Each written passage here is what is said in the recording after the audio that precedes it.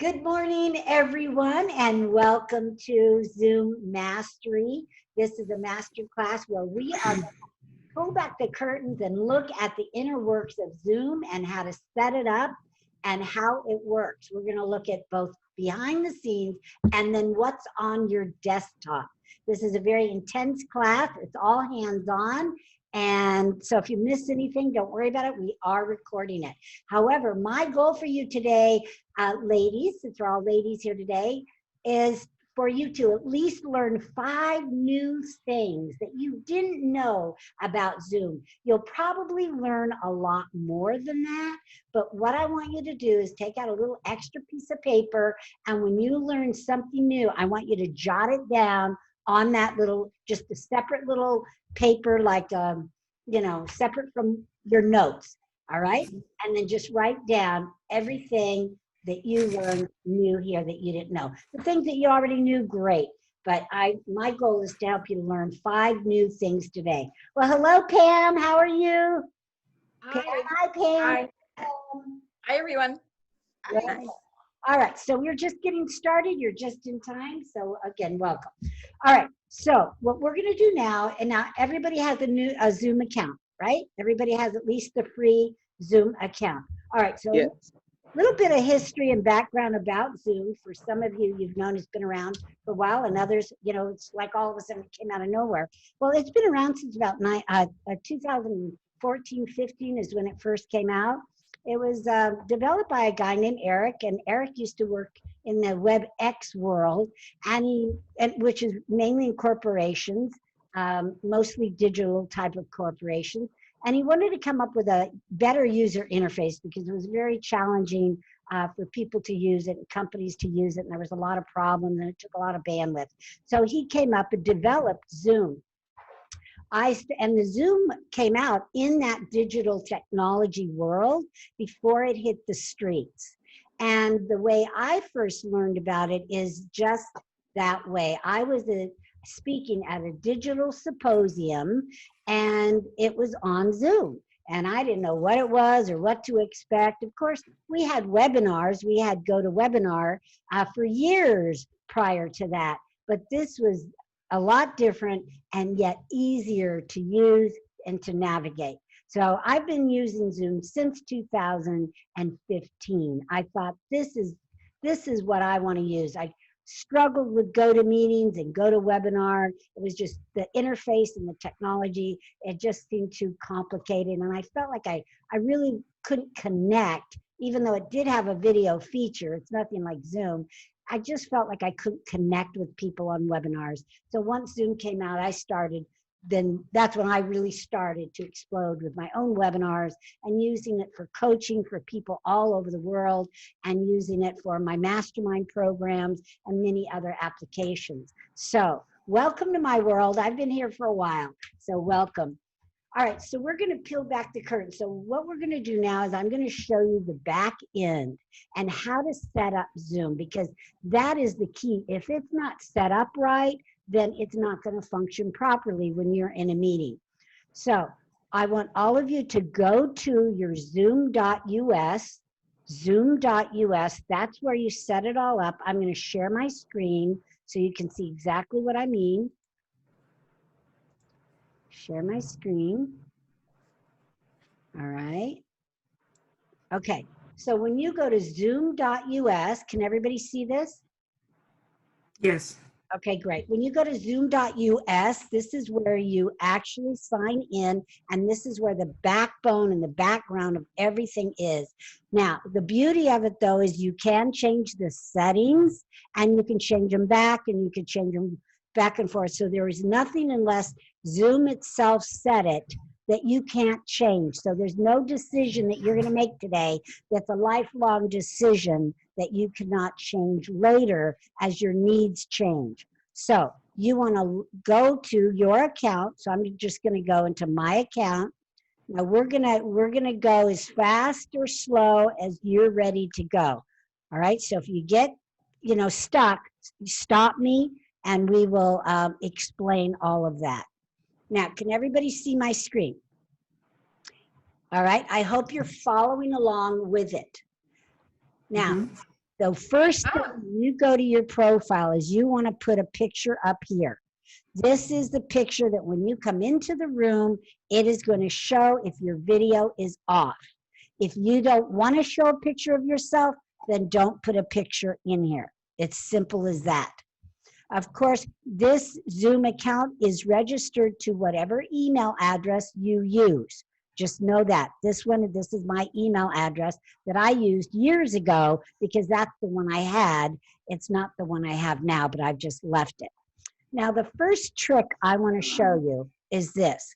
Everything, of course, is editable, like I said. Just go to edit, and you can edit anything you want there, right? What I want to show you to edit is, I could save to you. What I want to show you to edit, which is very important, is the second one, your personal meeting ID. All right, this is, whenever you say edit, this is your personal ID given to you by Zoom. Ladies, you can change it. You can change it to be your phone number with area code and your phone number if you want it to be easy to remember, or you can change it to 1, 2, 3, 4, 5, 6, whatever you want. I just happened to left mine the way it was, the way that Zoom had it. But just know you can change it. But once you change it, and you can keep changing it, but it's best if you just pick a number, just like your own phone, just like you never change your own phone number. It's best to just leave it because a lot of people will save your meeting ID, and then when you say jump onto a quick call, they have it and boom. So I wouldn't be changing this like you change underwear or something like that. Just, pick something and then leave it there. Now, make sure this little button is clicked underneath it, which is use your personal meeting ID for instant meetings. What's the difference? An instant meeting is a non-scheduled meeting. Like, for instance, this is a non-scheduled. I didn't schedule this meeting. I just shared you the link and said, be here at 10. So that's an instant meeting. If you don't have that check, then every time you schedule a meeting or anything like that, it'll get a different ID. I don't know if you've experienced that, but if you schedule a webinar, schedule something, and you don't have that clicked, it will be a new number. Sometimes you wanted a new number. For my webinars, I want it to be a new number. I don't want it to be my ID. But for my meetings, I want to always use my personal ID. It's easier for me to remember instead of having to look up some new ID. All right, so that's a little something there. All right, so this is Arvee, real quick. If you don't have an upgraded or paid account, you cannot change that number. I have a paid account. Yes, I know, but I don't. Oh, you mean if it's free? Yeah, if it's free, you cannot choose your. It says only paid user can choose a personal meeting ID.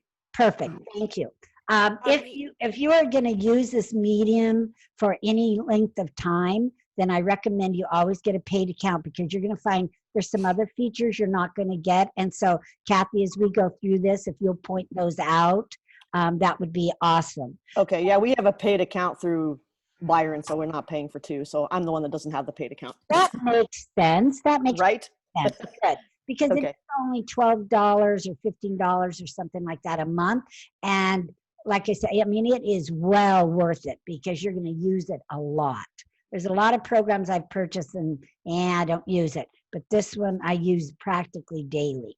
And you can see I have the one with 100. I have the webinar one. So mine, I got this so long ago that my monthly is only $9.99. And then they add another $40 on for a webinar for 100 people. I don't know what it costs now, but again, I've had mine for so long. Okay. It's $14.99. Okay, $14.99. $14.99 a month. But not for the 100 people. That's yes, for the 100 people. Okay, but not for a webinar. There's a difference. Oh, okay. Yeah. Can I ask you a question? This is Allison. So a scheduled meeting would be when you insert the date and the time. Yes. Okay, so when you don't insert the date and the time, so it's not a scheduled meeting. Right.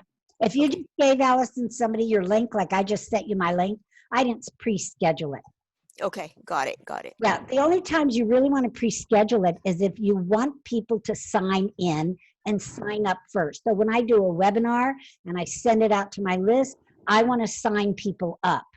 I want them to have to register. So Okay. if it's a meeting or webinar and you want them to register so you know they're coming first, then you schedule it. Okay. Okay. Okay. Thank you. That's really all the mystery on this one. The real application is under setting. Under setting. Okay. So let's go to settings, everyone. We're going to spend a little time in here explaining each of the setups. So first of all, the waiting room. You've heard a lot about waiting rooms. Waiting rooms just came out when all this pandemic happened, and in about April. And in April, not only for a little short time did waiting rooms come out, and were they mandatory by Zoom, also passwords were mandatory. Well, that lasted about a New York minute because everybody complained because now people couldn't get in and they didn't have a password, and it just gave another level of complexity. But businesses, schools primarily have passwords and use passwords because they're very vulnerable to hacking and all these trolls coming in, wreaking havoc and saying nasty things and all that. But don't worry, because you can always remove people. I was in a meeting recently and we did get a troll that came in, and immediately we removed them. And I'm going to show you exactly how to do that and how to set that up. But Wasn't that because people were coming in and hacking? I know I saw it on one late night show where one of the people, they went into some board meeting and they just popped in, and it was Jimmy Kimmel on somebody's board meeting, and everybody was just, surprised that he was able to pop in. yeah, trolls. Yeah, and it was doing Uh-huh. some graphic stuff on it. Yeah, most of the time they're not nice. Mm-hmm. Okay. All right. So waiting rooms. So waiting rooms are good if you need to have people wait and approve them before they come in. All right. So where have I seen it used a lot? Toastmasters uses it for their contest so that they can allow people to come in. SCORE uses it for their webinars so they can let everybody in at once, that kind of thing. But you have to be careful. It takes several minutes for people to come in if it's hundreds of people. So if you're holding them back and turning on the light switch all at once, and you've got hundreds of people, then it takes a while for them to all come in. Just know that.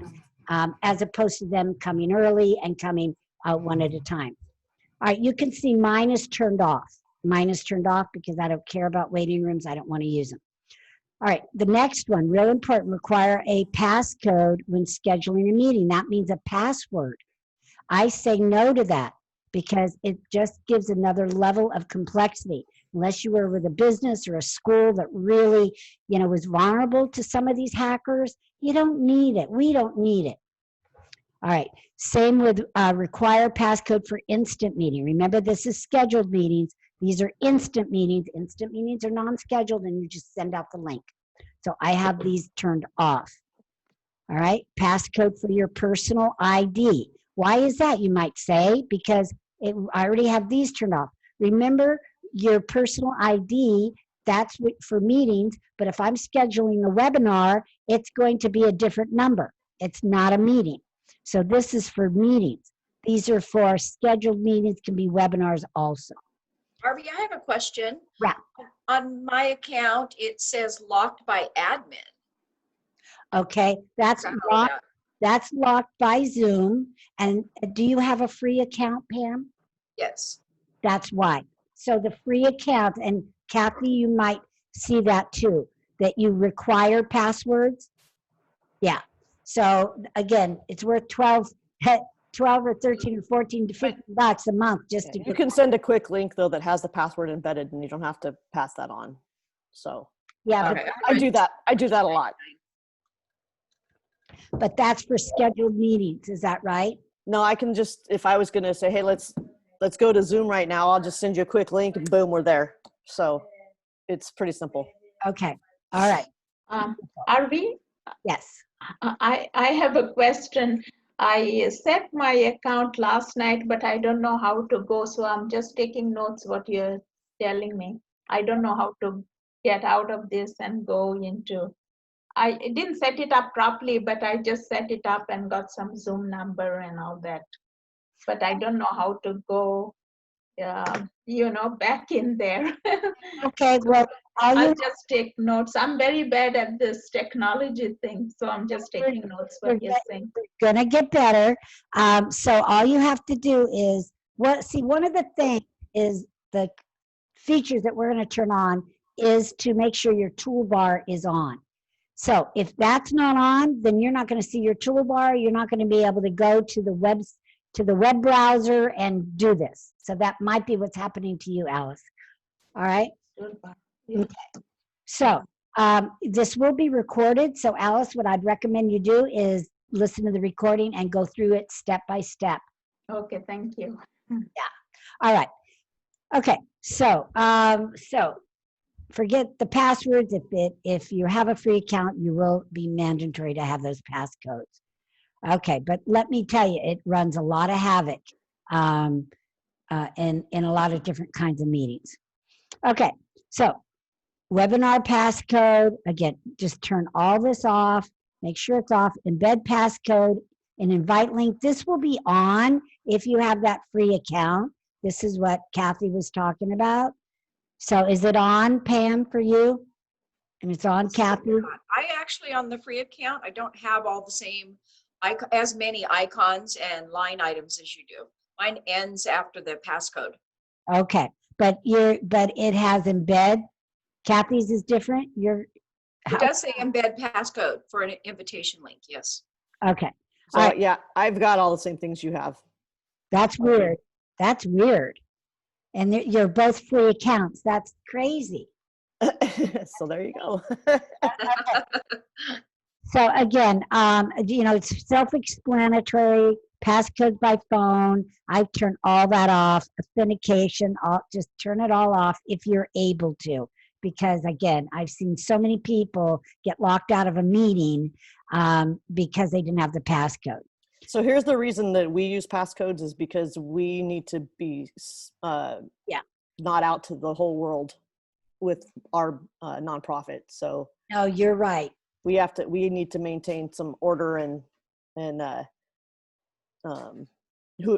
control over who comes into our meetings. I would absolutely agree with you. So Kathy and Byron have a not-for-profit, GTI Hope, where they help people in South Asia. Yep.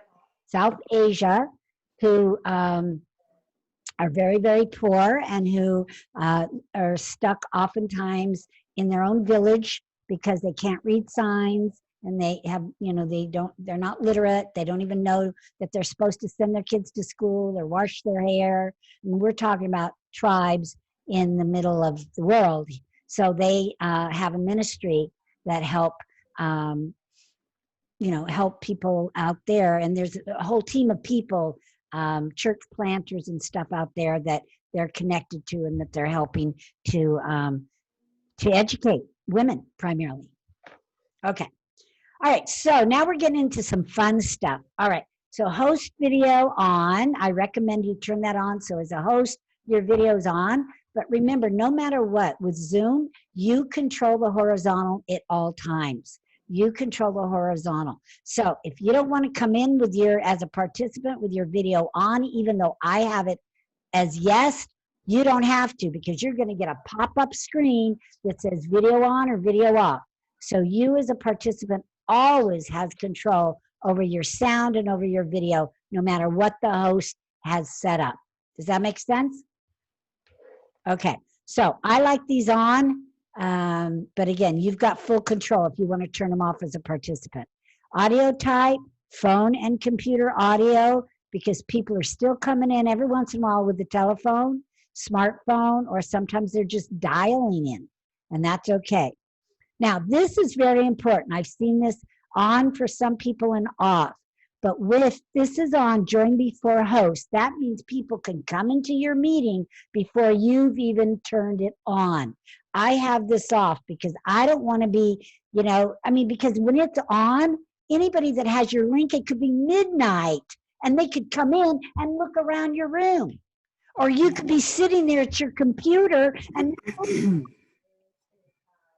so very creepy. So I turn that off, even though I have, a networking meeting that I host. I don't want them coming in and networking before I'm there. I make sure I'm there 10 minutes early because they're very creepy. So please make sure that's off. Enable personal meeting ID. Again, this is all about that personal 9-digit number assigned to your account. You can change it.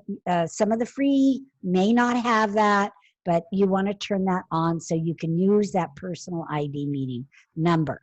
Same with the second one. This is what I want to use when scheduling a meeting. If this is not on, you're going to get a brand new, and I've done this years ago, a brand new meeting ID. So every single meeting will have a new ID. So you want to make sure this is on because you want to use that special 9 to 11-digit code that either you've changed or that you are assigned. So you're not like. So this way, every time you send out a new meeting, it will always be that same number. Yes. Yes. Oh, okay. Because I was doing it the other way where every time there was a new number and it was like, I have the old number. Where's the new number? Exactly. Exactly. Yeah, webinars are different because webinars are webinars and they're usually one-time things, so they're all different. And you want people to always register. But your meetings, no, you want to, if you have a regular meeting like we have CBP, they're not going to want a new meeting number every single week. It's crazy. And you'll lose people. So make sure those are turned on. Now, mute participants upon entry. That's I do want, because I have different clients and I want a different meeting. I don't want clients from another client in LA coming in from Rancho Cucamonga and vice versa. Oh, okay. So you want different ones. There are different meetings. Right. Okay. So it's not like a reoccurring CBP meeting. No. Okay. Okay. So yeah, if you want to do that, I don't do that for all my different coaching meetings because it would drive me crazy. And I very seldom sometimes I'll be coaching somebody and I'll get another person that came early because I'm back to back.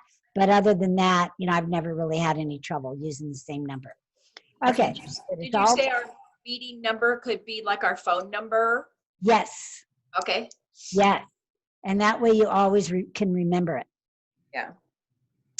Okay, so mute participants upon entry. I don't mute them because I want them to be able to come in and say hello and not have to worry about, oh, unmute yourself. Oh, I can't hear you. But that's up to you. It depends on the group. If it was a 200 or 400 person group, I'd probably have this on so they would automatically be muted. But remember, as the host, we can mute everyone. I don't care how big it is. So at the same time with the click of a button. Upcoming meeting reminder, I have this off. I don't need to be reminded, every single time I have a meeting. That too would drive me crazy, but that's up to you. Okay, now here's the meeting basics that are really fun. This first one, that has something to do with Zoom. Just leave it off. I'm sure it's off for everybody. Just leave it off. But this chat is really something that you may want to take a look at because I, as a leader, I don't want people to privately chat with one another in my networking meetings. They can chat with everyone. And the reason I do that is because to me, if you're going to privately chat somebody in a meeting that we all know each other, it's kind of like you're talking to the person next to you when something's going on and you're missing out on something or on the meeting. So I don't allow private chats, but that's up to you. So I have that turned off. Now, I do let people chat to everyone, and we encourage that in all of our meetings, but they just can't private chat with one another. Normally, this is turned on. So if you don't want that, you want to make sure you turn this off. It's kind of like passing notes in class. Yeah. They're not, somewhere along the line, they're not saying something nice about somebody. Maybe, yeah. And not paying attention. Not paying attention. And the bummer is that they're interrupting somebody else. So they can't pay attention either. Correct. So now they have to look at it and respond. So, yeah. And now allow saving chats. This is, for me, the host, to automatically save the chat. I want to automatically save it. but I also allow participants to, if you see up here, this is not clicked off, that means I'm allowing my participants to save the chat. Absolutely, especially if you're in a networking meeting and you want people's contact information, you want them to be able to. Now remember, if I was having a big webinar or like my big $1 million speaker summit that you're all going to be going to, and I didn't want people to save the chat or something for that one instance, that, you know, that group of meetings, I could turn this off, you know. But again, I want people to save it, and you know, most people don't do much with it anyway. They just look for 2 or 3 contacts and all of that. So it's not harmful or anything. All right, so I would recommend that you leave private chat off. So I have a question, Arvee. When you turn off the private chat, let's see. If you have the private chat on, like in some meetings, you can private chat. Does that mean, for example, if I private chat somebody in a meeting, that you can't see it? Yes, that's exactly what we're saying. Oh, okay. As the host, you cannot see it. You can't even save it. You don't even know if they did it. Oh, so you don't know what's being said. You can't save it. Oh, I didn't know that. Okay, thank you for explaining that. It's like Kathy said, it's like passing the note behind the teacher's back, right? Okay. Yeah. Arvee, I'm just curious. How do we know that there is a private chat? I mean, if we're just participants, how do we know? You try it. So if you're in somebody's meeting, like, you can try it right now. Let's stop the share for a minute. And now go to your chat box and try to privately chat with somebody. Okay, you'll see like how you privately, so you can. Like if you go, I can as the host, or co-host can, but not participants. Hi, Yvonne. How do you do that? How do you do that? Hi, Yvonne. Well, you go to chat. Now, to get to the chat, you click on the participants. So you see there's 4 participants. You click on the participant, a screen comes up. Yeah. Click on the individual. I see. And try to chat with them, and you won't be able to. Oh, okay. Now, I can privately chat with you. Okay, so, okay, now nobody can see this. I'm going to privately chat to Allison. Okay, Allison, you see that? Yeah, I do. Thank you. That's interesting. Yeah. It also says who it's from. Yeah. Which is nice. Wow. And then it'll say to you instead of to everyone. Yeah. Right. But the host and co-host can privately chat if that is turned off. Okay. Okay. Wow. All right. Interesting. Yeah. Yeah. Something I learned. I used to have that on. Now, when I go to meetings and there's ability to do private chat, I'm chatting. You know, if you don't know enough to turn it off and I see somebody I want to say hello to, I'm going to do it. Right? I was going to say, I think Upland chapter is the only one that turns it off. I get to your chapter and I'm like, oh, I can't say hi to anybody privately. That's right. Because they don't, it's not because they want to or not. They don't know this feature. They don't know. It's automatically turned on with Zoom. So I've been chatting. I've been using the chat, but only, professionally, because, I need to see you. I need to set up a private meeting with you. And I don't want everybody to see it, or somebody shared something intimate or private, and I just want to respond to that.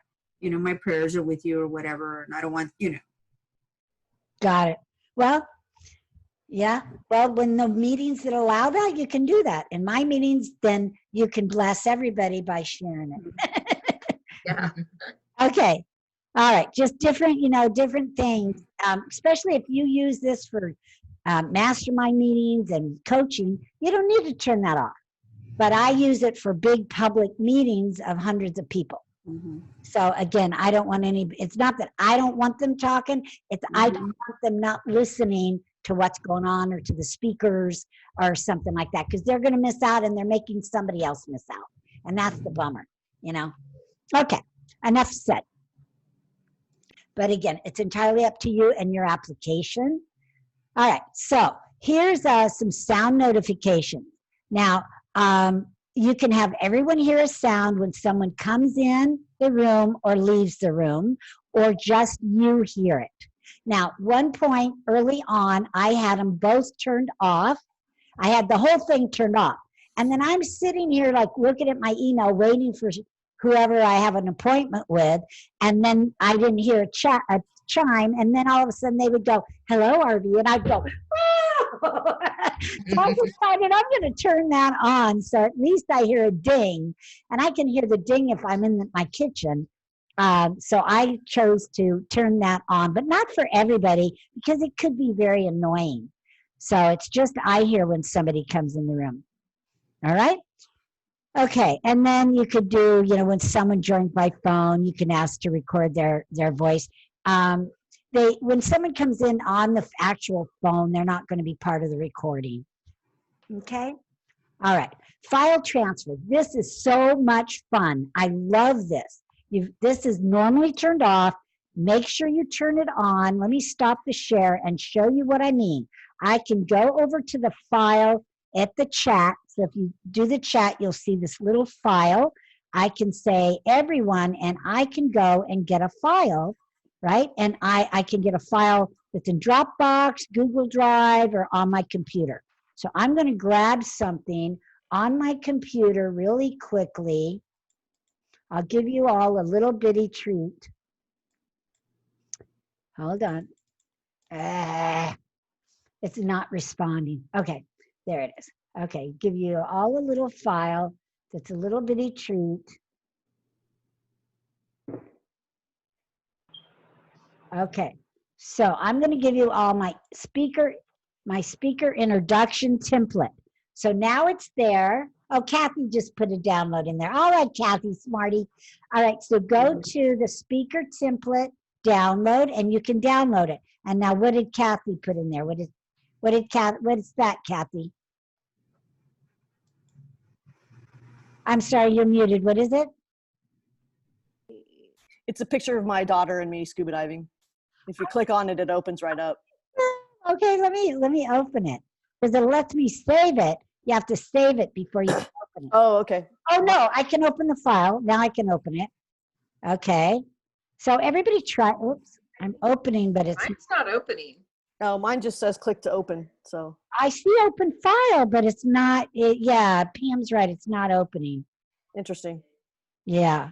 Okay. So I tried to It opened for me.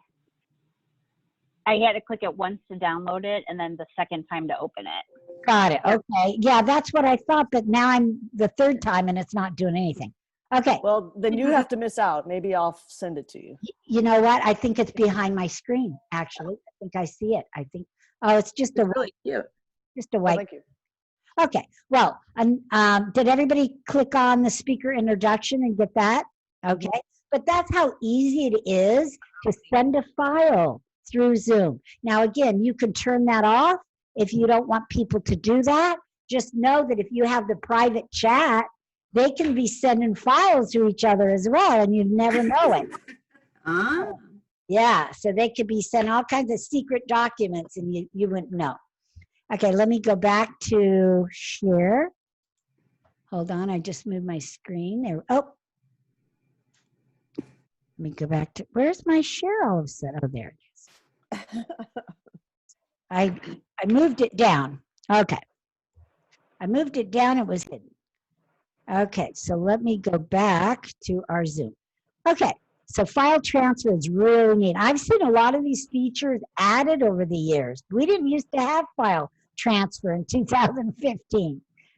Okay, and then again, you can say specific types too. If you only wanted Word or Excel and not pictures and some of those, you can specify. All right, feedback to Zoom, that's usually automatically on. That's up to you.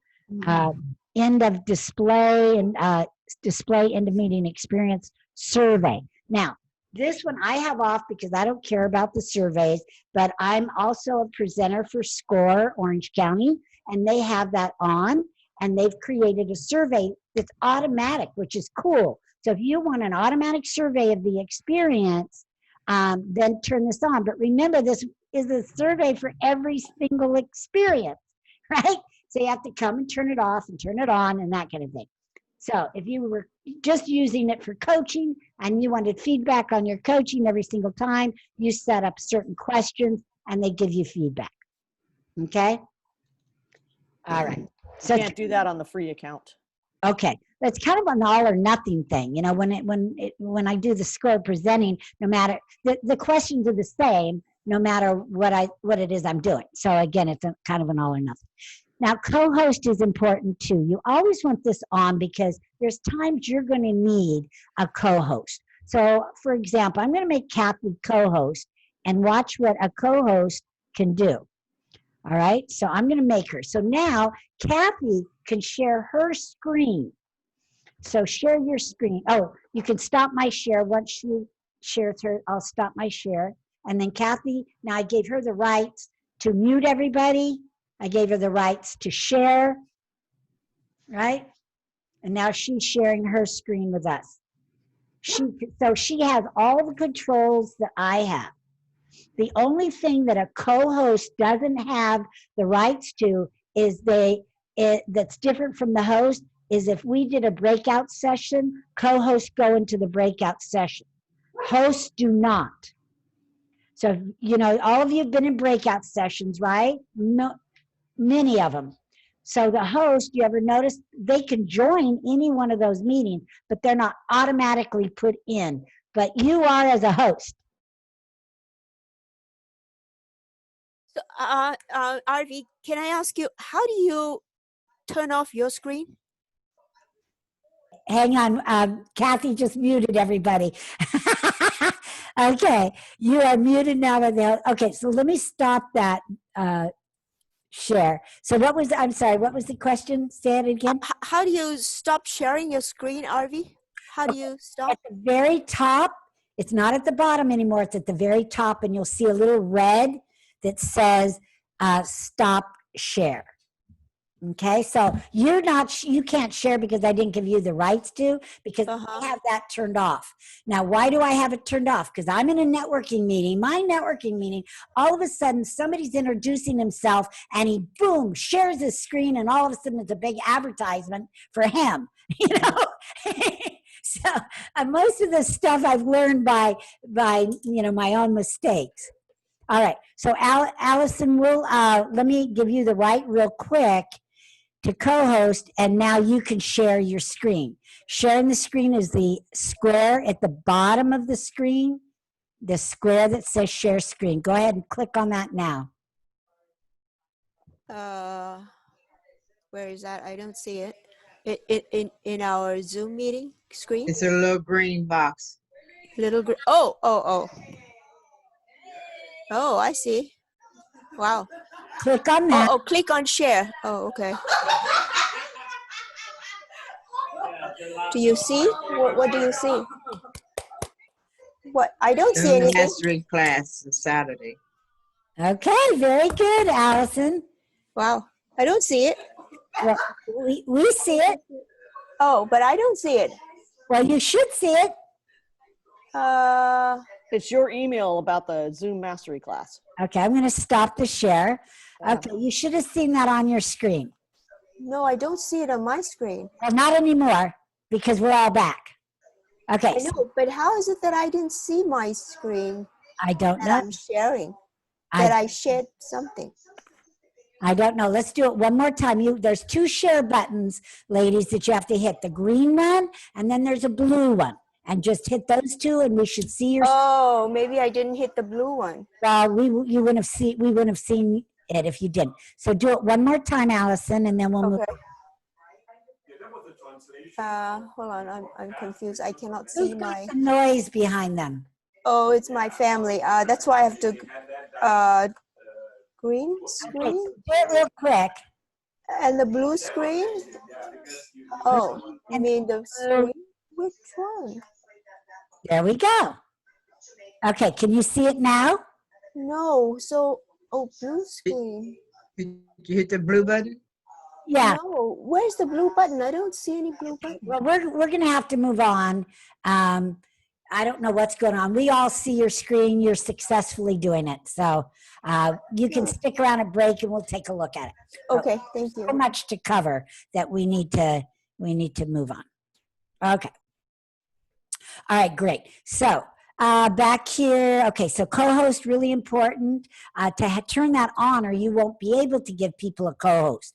Now, there's only one host per meeting. You could have everybody a co-host if you wanted to. There's no limit, right? So Kathy, I still made her co-host. Allison, you're still co-host. If I wanted to stop Allison from being co-host, I just go up to her little box in the screen, click on those 3 dots, and then I withdraw co-host permission. You're not going to see all that because you're not the host.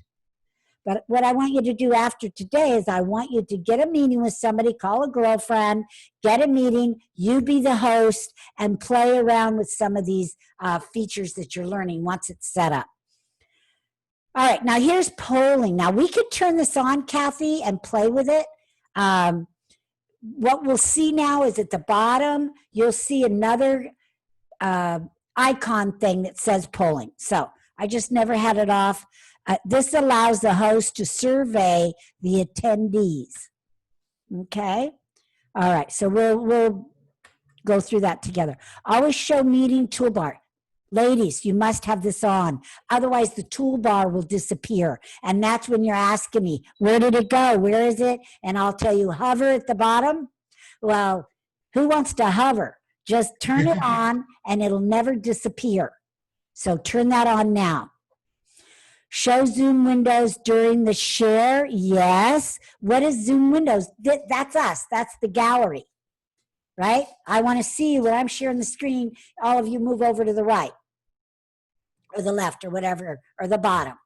So I want to see all of you while I'm doing a share. If that's turned off, I'm not going to see any of you. Screen sharing. Now this is where I say host only unless I give you permission as the co-host, because as I mentioned, somebody in my room immediately before I could even stop it, shared their website and started talking all about their stuff during their 30-second commercial. So I quickly put a stop to that. Okay, so who can start the sharing? If this is host only, you're not going to get this. If you say participants, then you can create multiple people sharing. Now, in a business, in a company, maybe it's of some use. I think it would, be kind of distracting and drive people cuckoo. All right. Disable desktop screen share for users. I don't have that disabled. Arvee, I'm sorry. The show Zoom windows during screen share. Is that what you were talking about? Up here. Yeah. What does that mean? The show Zoom windows during screen share? Oh, that's our gallery. That's our people. Okay, you want to have that on? Yes, I do, because I want to see you when I'm sharing. Otherwise, I won't see any of you, and it'll only be my screen, and you won't see any of us. Got it. Let me just turn that off. Okay, let's see. Okay, I'm going to turn that off. I'm going to stop my share. Let me share again. Okay, maybe it didn't work now. Okay, hold on. Stop share. Okay, it didn't seem to make any difference. I don't know if it's because we've already begun or not, but I just leave that on. Okay, now here's some fun things. These are fun things. Have you ever tried them? Okay, so if you try them, it's on the bar. Now my bar is on the top, and all it is fun little things, right, that you can add to the screen. You can do, spotlight. You can text, right? I can text, hi, everyone. Are you talking about the annotations? Yes. Yes. Oh. Can you see them? Uh-huh. Okay. You can draw, right? Woo! So if you're in a meeting and you want to emphasize something. The difference between this one and the whiteboard, you could do the same thing, but it's all a plain whiteboard. This one, you can see you can do it on top of your PowerPoint, on top of your Word document, on top of your Excel document, any other document. So there's two uses. Got it? The whiteboard, which let me stop share and just real quick. All right. When you share, and before you hit that blue button, you got to click whiteboard. And now you've got the same kind of thing. You can do text, but you see, I'm not doing it on top of a document. You see the difference? Mhm. Right? I still have the stamps that I can use. Right? I could Where do still. you get the stamps? Are they in there? They're up at the top. When you click on that button, you'll see text, draw, stamp, and there's different stamps, so I could do check marks. So this is something that you want to play with. The annotations, all I see is allow host and participant to use annotation tools. And I hit yes, and then it says allow saving the shared screen with annotations. But it doesn't show me all the things that you're talking about. Well, it should. Where are you at? I'm on annotations. Okay. So let me stop that share and get out of the whiteboard. Hold on. Okay. So where are you here? Allow saving of screen annotations. Is this where you're at? Yes. Okay. Annotations and then allow savings of shared screen with annotations. Right. That's right. Just turn this on. Okay, I did turn it on. Well, you're not going to see it because you're not hosting your meeting. Oh. Yeah. Yeah. Okay, Kathy. Hosting, then I'll see it. Look at that. So see, you could do an anecdote then. Kathy just did. Oh. Do a stamp. Everybody just go up to, you should see a little pencil, go up to it and do one. There you go. Look we've got some stars. Who did the stars?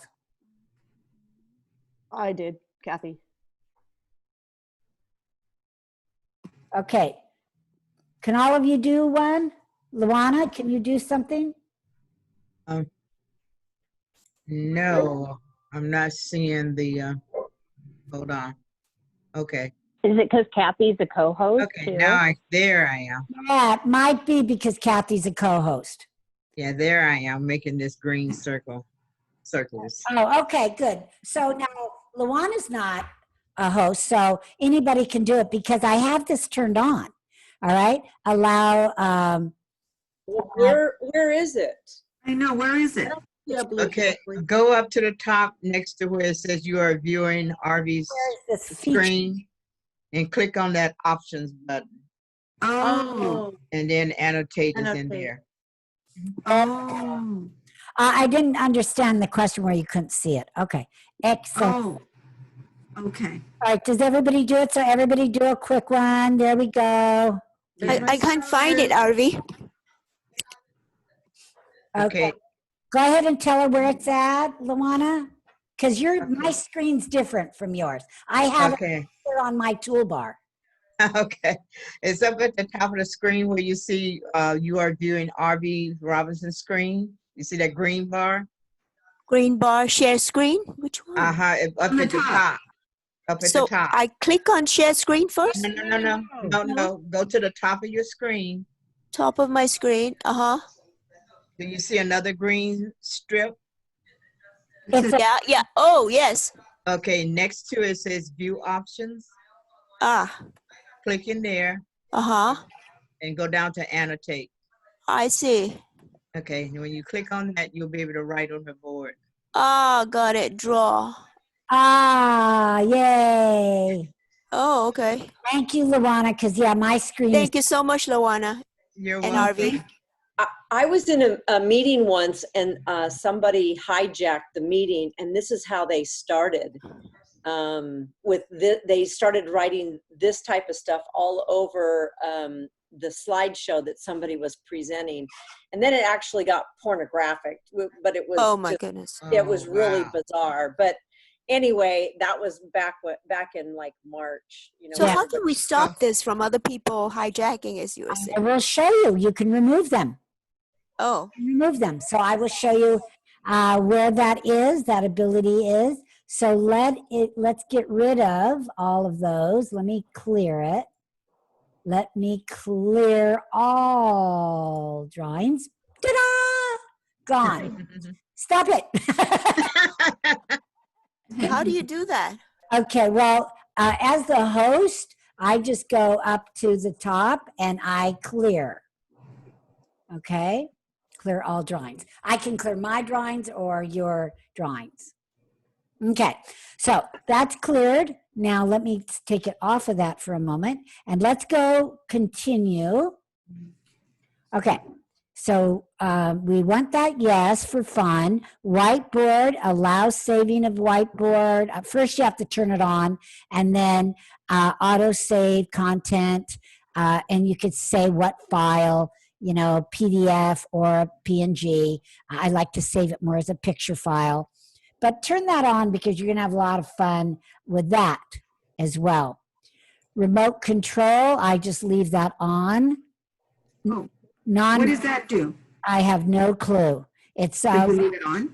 something with the screen sharing. During screen sharing, the person who is sharing can allow others to control their shared content. So if Kathy's sharing, then I can do stuff too to her screen share. The remote control? During the screen sharing, the person who is sharing can allow others to control the shared content. The content. No. Yeah, So if normally What Arvee people was, go ahead. oh, that's okay. I was just gonna say normally people use this for like tech support. So if you call into tech support and somebody needs to get into your computer, you can share your screen with them, but then they can use the mouse. to do stuff? All right, so let's just turn that off. Yeah. All right, nonverbal feedback. Those are those little icon things that you see. Now, when I'm sharing the screen, you're not going to see it, so I'm going to stop share. It's these little reactions. Okay, everybody give me a reaction. Right. Reaction. Okay. All right. So, okay, ladies. So everybody give me one. Okay. So those of you that have yellow hands, I'm going to show you how to change it to your own skin color. Oh, All right. Okay. So those reactions come, and also if you click on participants, and everybody comes up, you're going to see this whole row of yes, no, go slower, go faster, more. Everybody pick one. I just picked a cup of coffee, hand, clapping, slower, yes, no.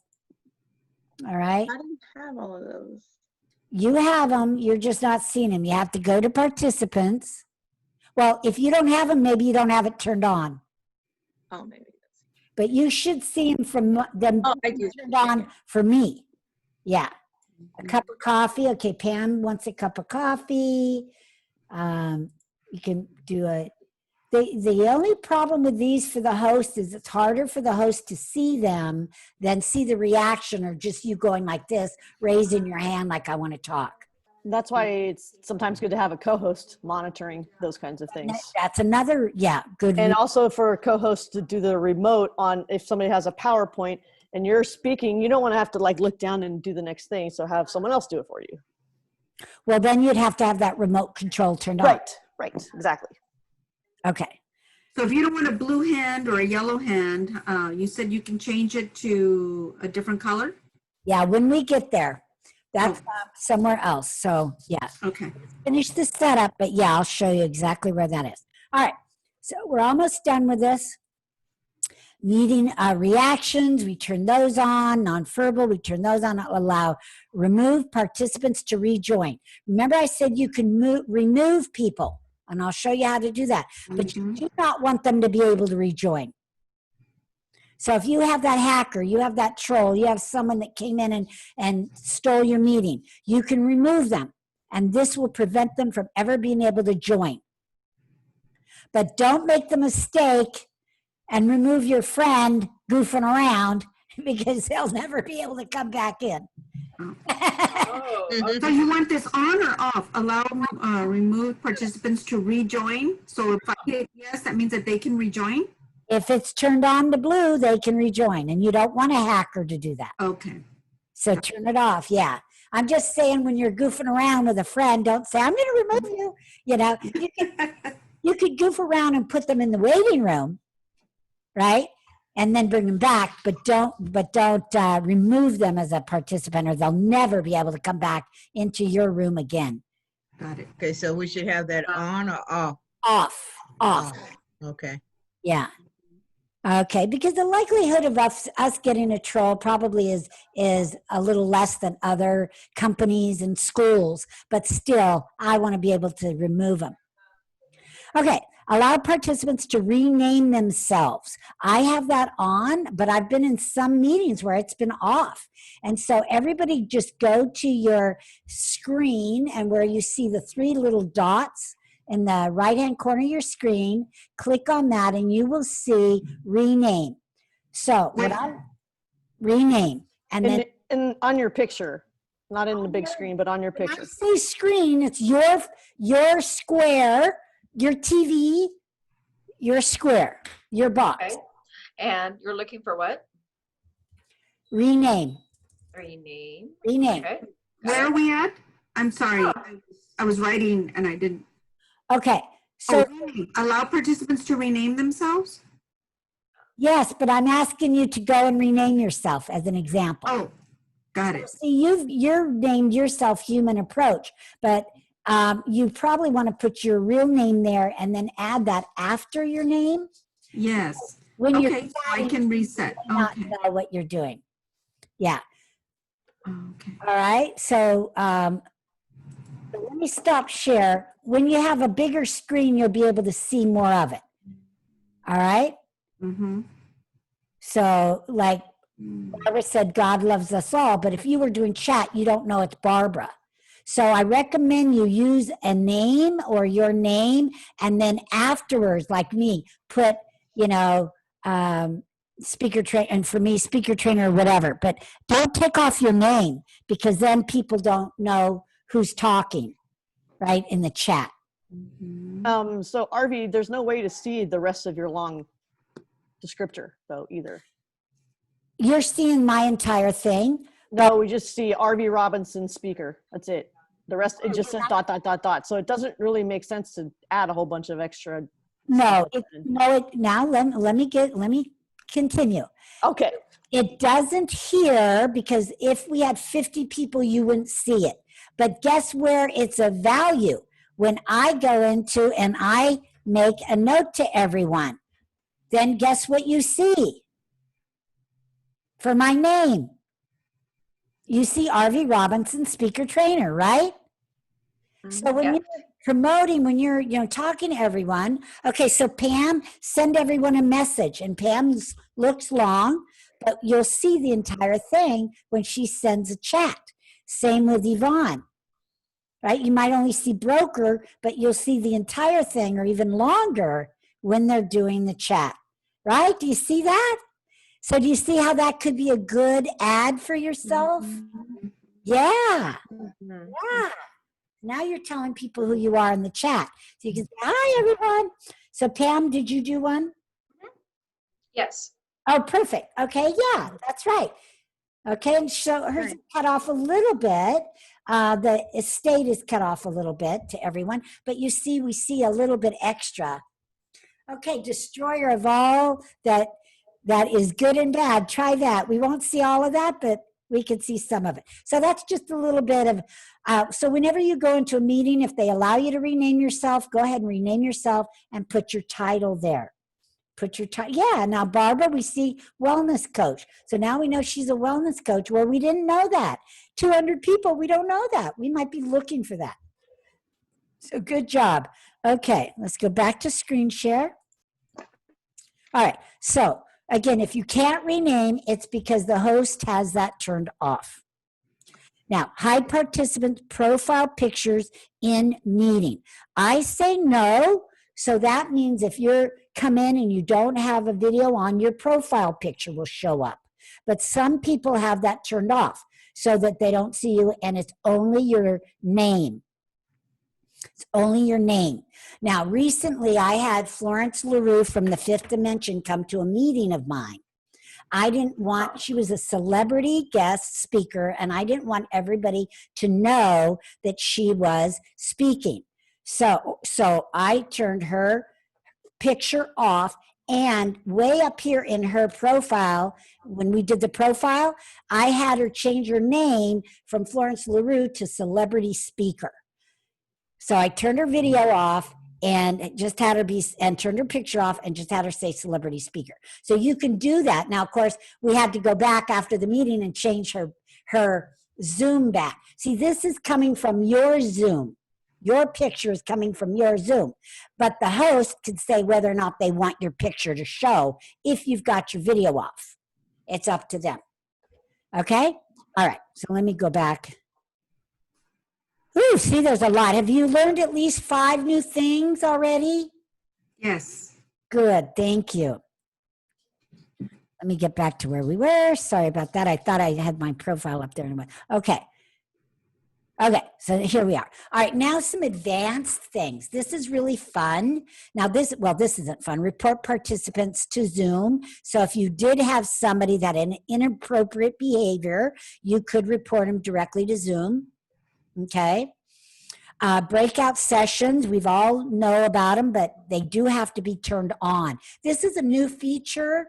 It wasn't available back in 2015. So if you did have a Zoom account that long ago, it's automatically going to be turned off. It has to be turned on.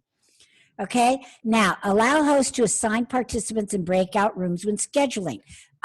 If you have that on, then only the host can select them.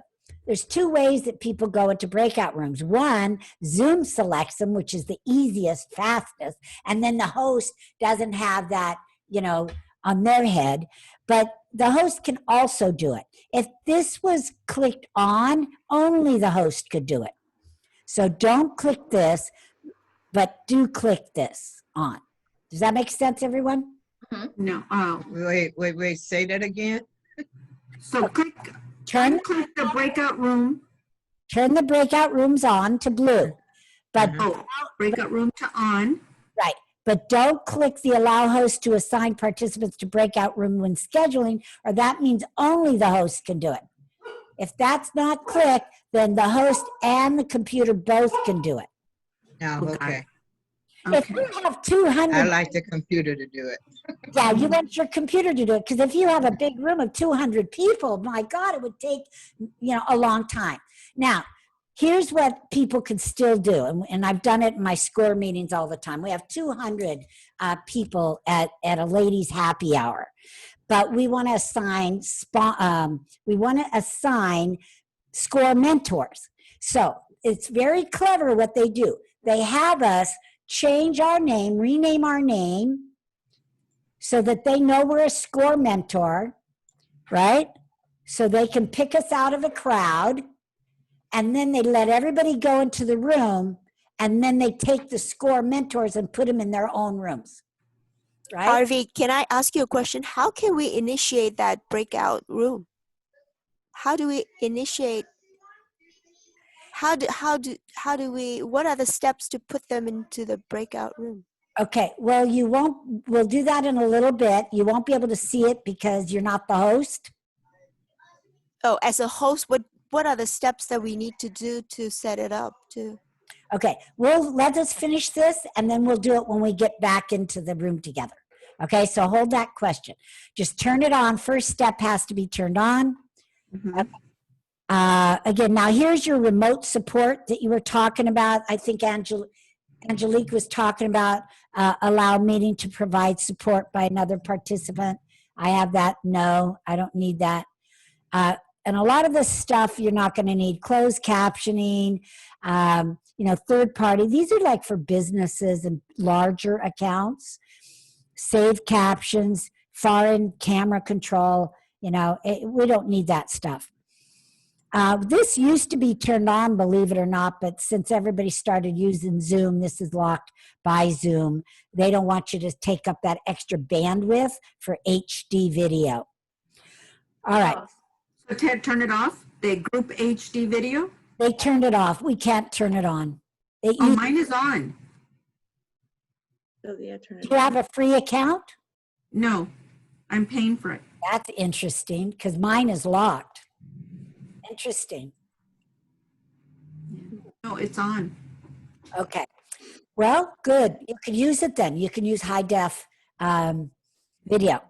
All right, virtual backgrounds that you want on so that you can at least change the backgrounds if you want to. And we're going to change them in a minute, so don't change your background. Just turn that on, right? And here, allow the use of videos for virtual backgrounds. If you want to use a video in the background, you can. Just know the videos, you're not going to have any sound if you use a video for a virtual background.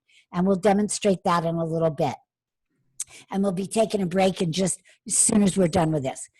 Okay, video filters, turn this option on to allow users to apply filters to their videos.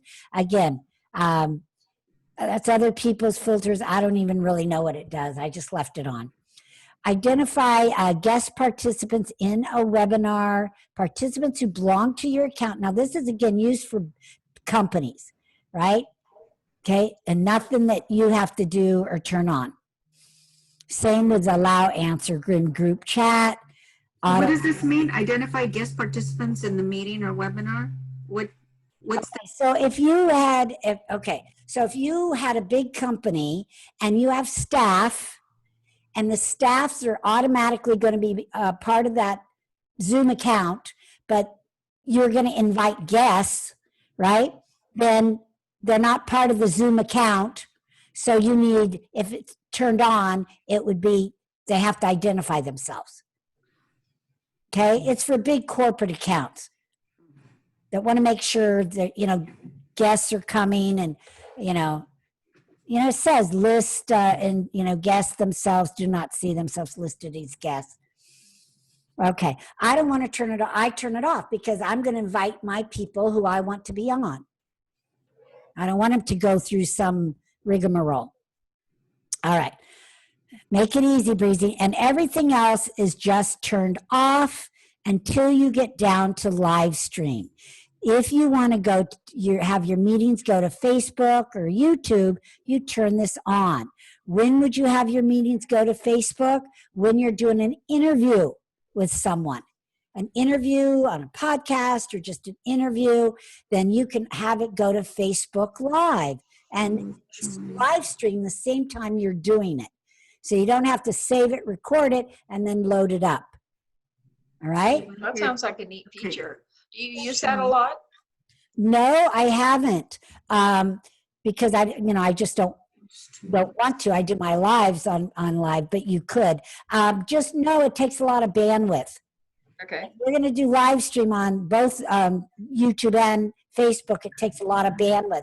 I did try it one time for a webinar, and it was just too much, and it made me slow down. It made the whole experience slow down. So I would do one or the other if you're going to try it, and do it for like a short meeting, 3-minute or something to test it out. Would we be able to use this to do a video of ourselves and then also live stream it with the Facebook Live? Sure, absolutely. And YouTube at the same time. Okay. You can't do it if you have a free account, just saying. Okay, good. Thank you. That's all. Yeah, tell us. Okay. And then the cloud. Now this is email notifications that we're in, so it's your personal preference. Okay, I like to know when my cloud is recorded. Now, when you record, there's 2 ways to record. One on your computer and one on the cloud. If you record on your computer, you have a much better recording. So Pam, if you were going to do it for something that you wanted to keep, like what we're doing now, put it on your computer and upload it to YouTube or Vimeo for other people to see. Okay. You only get a small amount of cloud available. So when would I do a cloud? I have a client that comes to me for coaching on her phone. You can't record on your phone, like record on the computer. It only works on a computer. So I record it to the cloud, and then she goes later and downloads it. She goes to her computer and then later downloads it. Okay? So I if didn't know you could upload when it went to the computer. So you can do that? If you say you have it recorded to your computer, you can upload it wherever you want it? yes, to YouTube, Facebook, yes, anywhere. If So you Wow. download to your computer is the best one there. always do it to your computer unless there's a reason that someone else needs to grab it, because and you don't want to upload it to YouTube. So another example is I have every Tuesday I have a training class at 4:00, a public speaking training class. It's another program. It's a group coaching program, and all the calls are recorded, and the audio is put on another site called Passionately Speaking. It's password protected, and so I do it on the cloud. My web gal grabs it. She puts it on the audio, and then I take it and I put it on in a private protected place in YouTube. Okay? So 2 people are messing with it. Okay? If you don't have to have that, then just do it on your record. Just record it on your computer. You'll get a much better recording. Okay. All right. So this is just email. Again, let's come back to the emails. Do you want to get a notice? I do. Do you want to get a notice when someone joins before the meeting? I say yes, because every once in a while, someone will try to, they're early or they've tested it. So if you next meeting, if you come in early, I'll get an email that said you tried to get in. Okay. And that's okay. It's all good. Okay, get an email when meeting is canceled. This is scheduled meetings though. If you cancel the scheduled meeting, you'll get a notice. Now, if you're doing the canceling, you don't need a notice, right? But if you're a part of a meeting, somebody else's meeting, and they've canceled it, you want to get a notice. All right? So, alternative host is set. If I'm hosting a meeting and I'm canceling it, you'll get an email. On my participants that were going to be in the meeting get an email. Yes, if they've scheduled and registered, and you will get it too. Okay. You'll get a notice that you canceled the meeting. Yes. Okay. Okay. When an alternative host is set or removed from a meeting, that gives you a notification. Again, remember I said on these meetings, there's only one host. But in big corporate accounts, they can have multiple hosts. Mm-hmm. Okay, alternative hosts is what they're called. Okay, get an email when someone schedules a meeting for a host. Again, that is for those big companies. I have it on, but no one's going to schedule a meeting for me but me. Okay, when the cloud recording is going to be permanent deleted. Now, you ladies, you have 7 days to grab that information before the cloud goes into another little place. All right, so 7 days, then it goes into a little like hiding place, and you can recover it within 7 days once it goes into the hiding place. Does that make sense? So it's available for like 14 days or something. Then it goes into think of it as a trash, but no one took out the trash yet. So do you want to be notified when someone's taken out the trash? I do, right? Or I don't care, because I've grabbed it. I've either deleted it. You get the difference? One is in the trash. The other one is, okay, I'm going to empty the trash. You got 7 days to empty the trash. And do you want to be notified? On or off? It's up to you. I have mine off because if I've deleted something and it's going in the trash, then to me it's just as well. It's just like it's taken out. Okay. Okay? Okay. And then this is something that's always been on. I don't have a clue what it is. Blur snapshot on this switcher. I don't have a clue. It just came on. I just never messed with it. Got it? I know what it's for. It's for the background.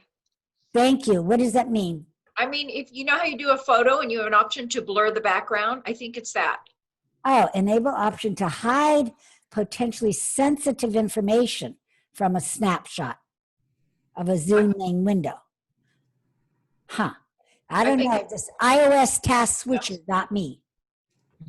I don't know what that is. Okay. All right. So that's about it. Don't mess with any regeneration or authentication, none of that. Okay. So that's all the setup. Now we're going to take a quick little tinkle break, and then we're going to go into what's happening on the screen, because that's the foundation. That's your brick and mortar. Now we get to do the fun stuff on top of the platform. So are there any questions before we take a quick little break? Yes, I have two questions. Okay. Yes, Yvonne. Okay, one is there a way to change the font size in chat? No. Okay, and then second, are the surveys anonymous to the speaker, or can you see the, okay, thank you. Yes. The only way I know is because my host sends them to me. He downloads them, puts them in like a Word document, and then emails them to me. Otherwise, I would not see them. Okay. Yeah. The host, whoever owns, gets to see them. On mine, it's on the very bottom, it says integration, authentication. It says regenerate. Do I want to do that? Touch that. No. That's Okay. a good thing. Don't ever touch that. Okay. Yeah. It's going to regenerate codes or your meeting. I don't know what it's going to do. Just don't touch it. Okay. I have a question. Yes. This is Janine. Say if I were to do a support group, a coaching support group via Zoom, and it was a sensitive group, would I then use alternative names, that tool that you showed? I don't know. I wouldn't think so, because, so are you saying that you don't want everybody to see who's there? Well, not necessarily that. If they wanted anonymity, then they can rename themselves. Okay. All right. Okay. Thank you. The alternative, that's more for hosts of bigger accounts. Okay. Yeah. So I don't think it'll work for individual accounts like you have. Just tell them that they can go into their profile and change their name before they ever enter the room, or they enter the room and change their name. Okay. All right. Thank you. They want some anonymousness. Okay. Okay, so let's take a quick 5-minute break. Now, a real heads up. When you're recording, like I'm recording, when you take a break, it's still recording, right? When you're in breakout rooms, if I send all of you to a breakout room, it's still recording, but it's recording me going do do do do do do do, right? So whenever you take a break or you take a breakout room, you want to pause the recording. So I'm going to pause the recording. All right. Okay, great. Angelique, you look, yeah, you almost got so bright appeared in there. Okay. So now what we're going to do is we are going to cover all of the information at the bottom of the screen one by one. So we're going to start over to the left, right next to the mute. Now we all know what the mute does. You know, it mutes us and stuff like that. Now there's usually 2 ways to do things in Zoom. So with the mute button, we can mute it down there, or we can go up to the top of our screen and mute. We know that. But for some of you, you can hit your space bar, hold it down, and mute yourself. Now, I have a wireless, so it won't work on mine. But try it. So try to mute yourself. Just hold down the space bar and see if you can mute yourself. It works to unmute too. And it works to unmute. Thank you. But let's mute now. Is it working? You have to hold it down a little bit. Yep. Okay, so that's working. It brings up the dialog box and you can select mute. Okay. All right.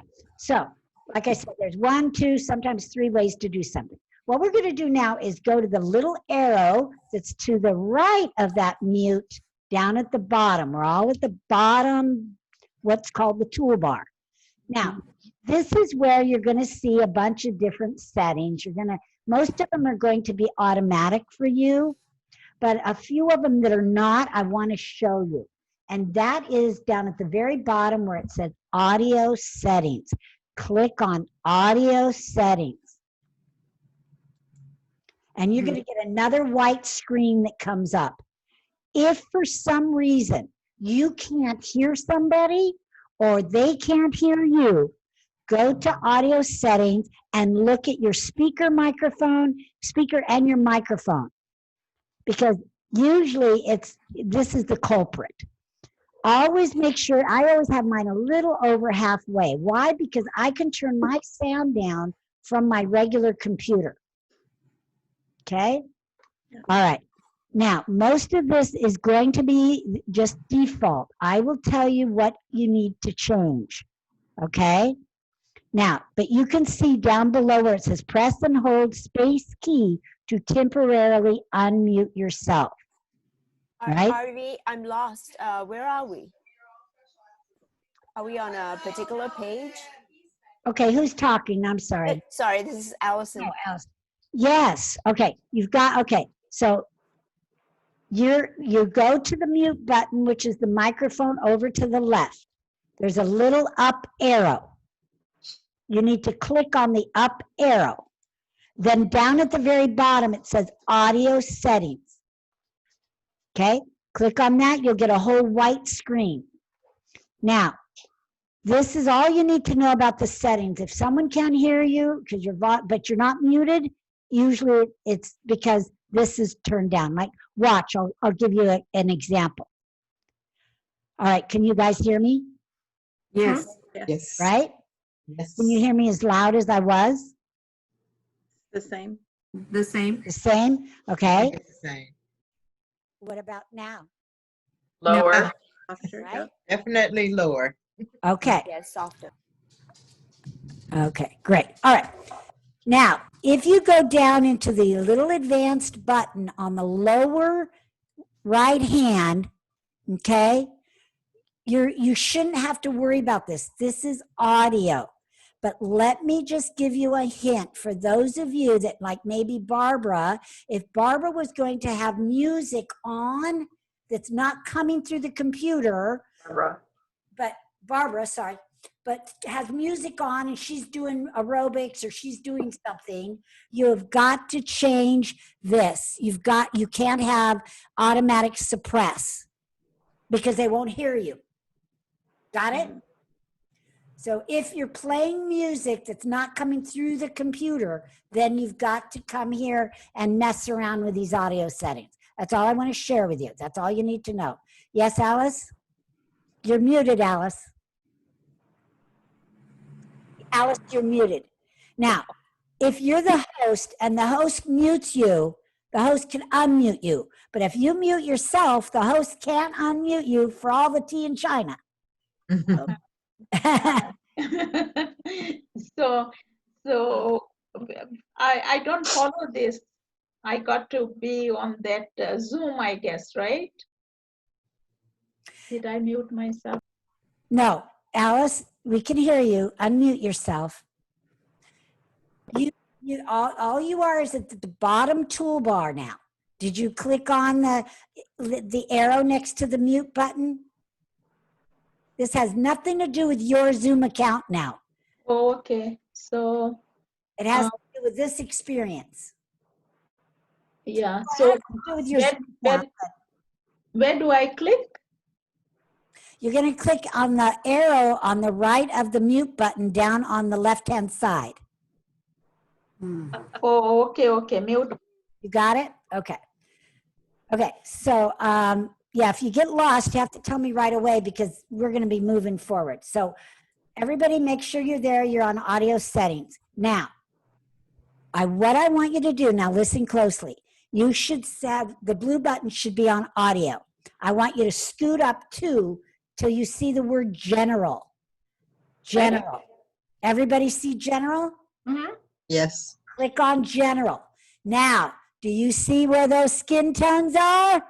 Mm-hmm. Yes. Change it. We don't have yellow skin. Oh. Got a thumbs up? All right, now,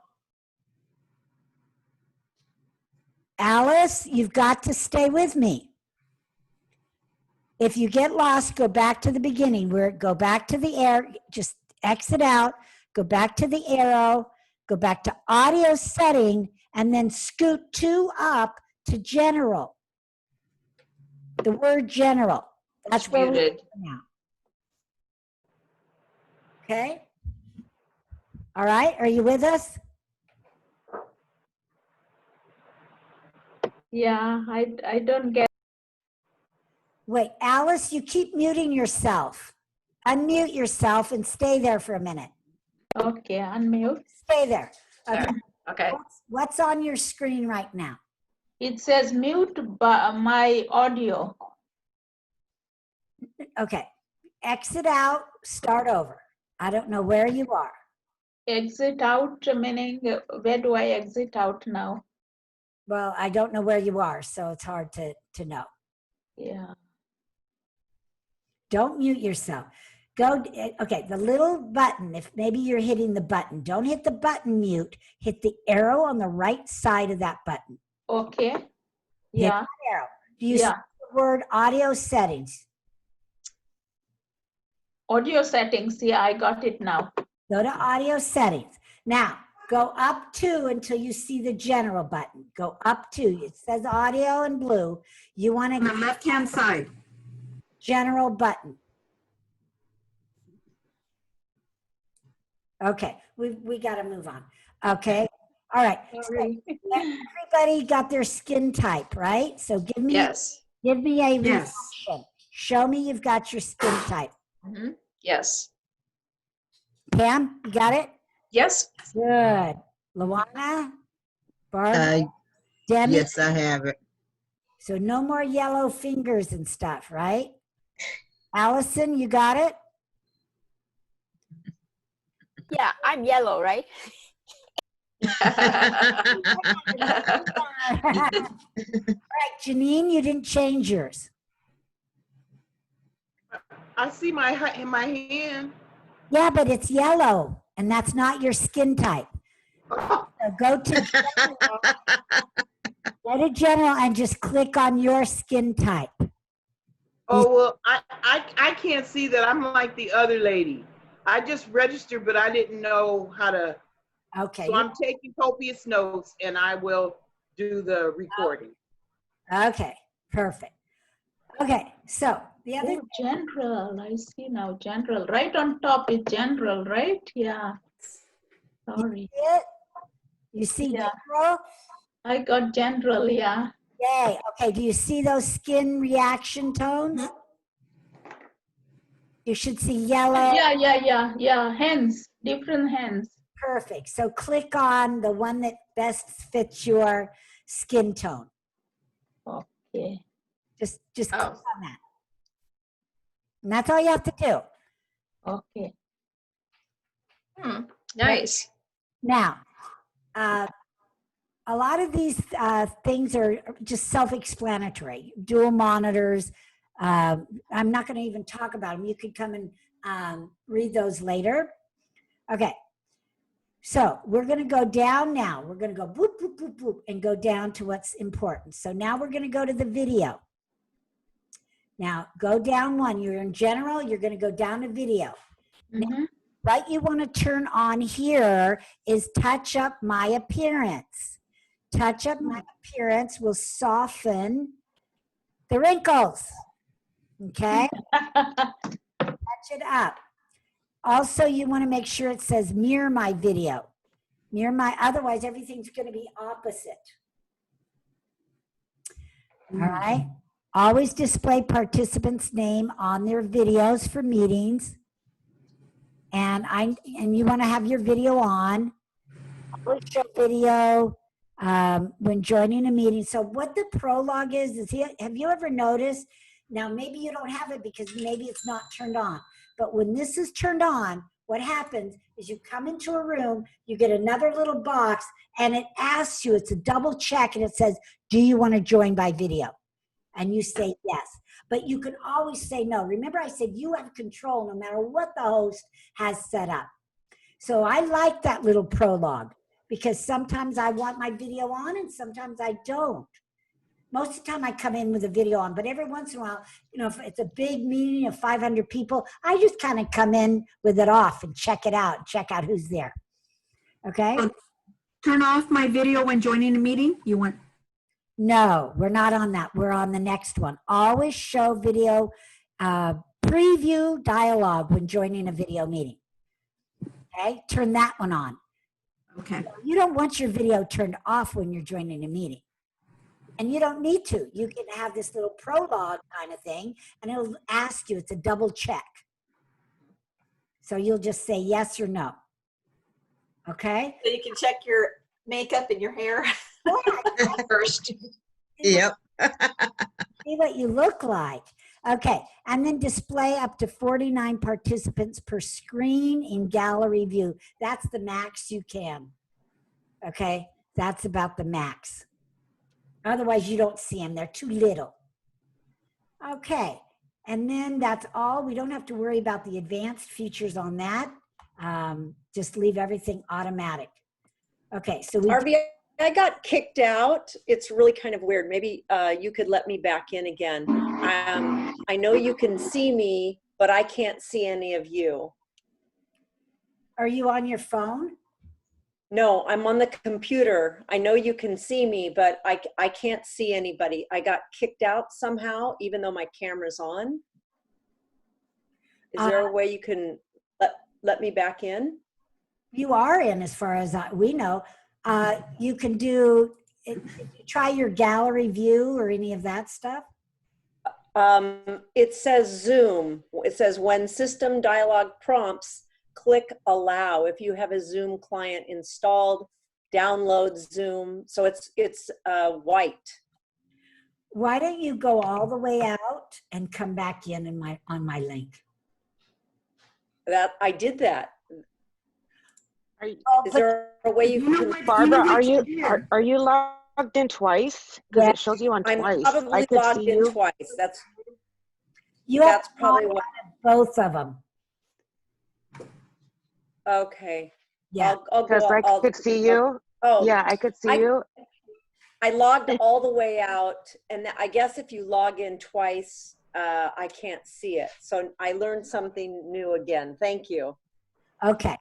All right. So everybody get out of that now, and you can, you know, at your, most of the defaults are good. So you're just going to leave those after the setup. Now let's scoot over to the little arrow next to the video. The little arrow to the right of the video.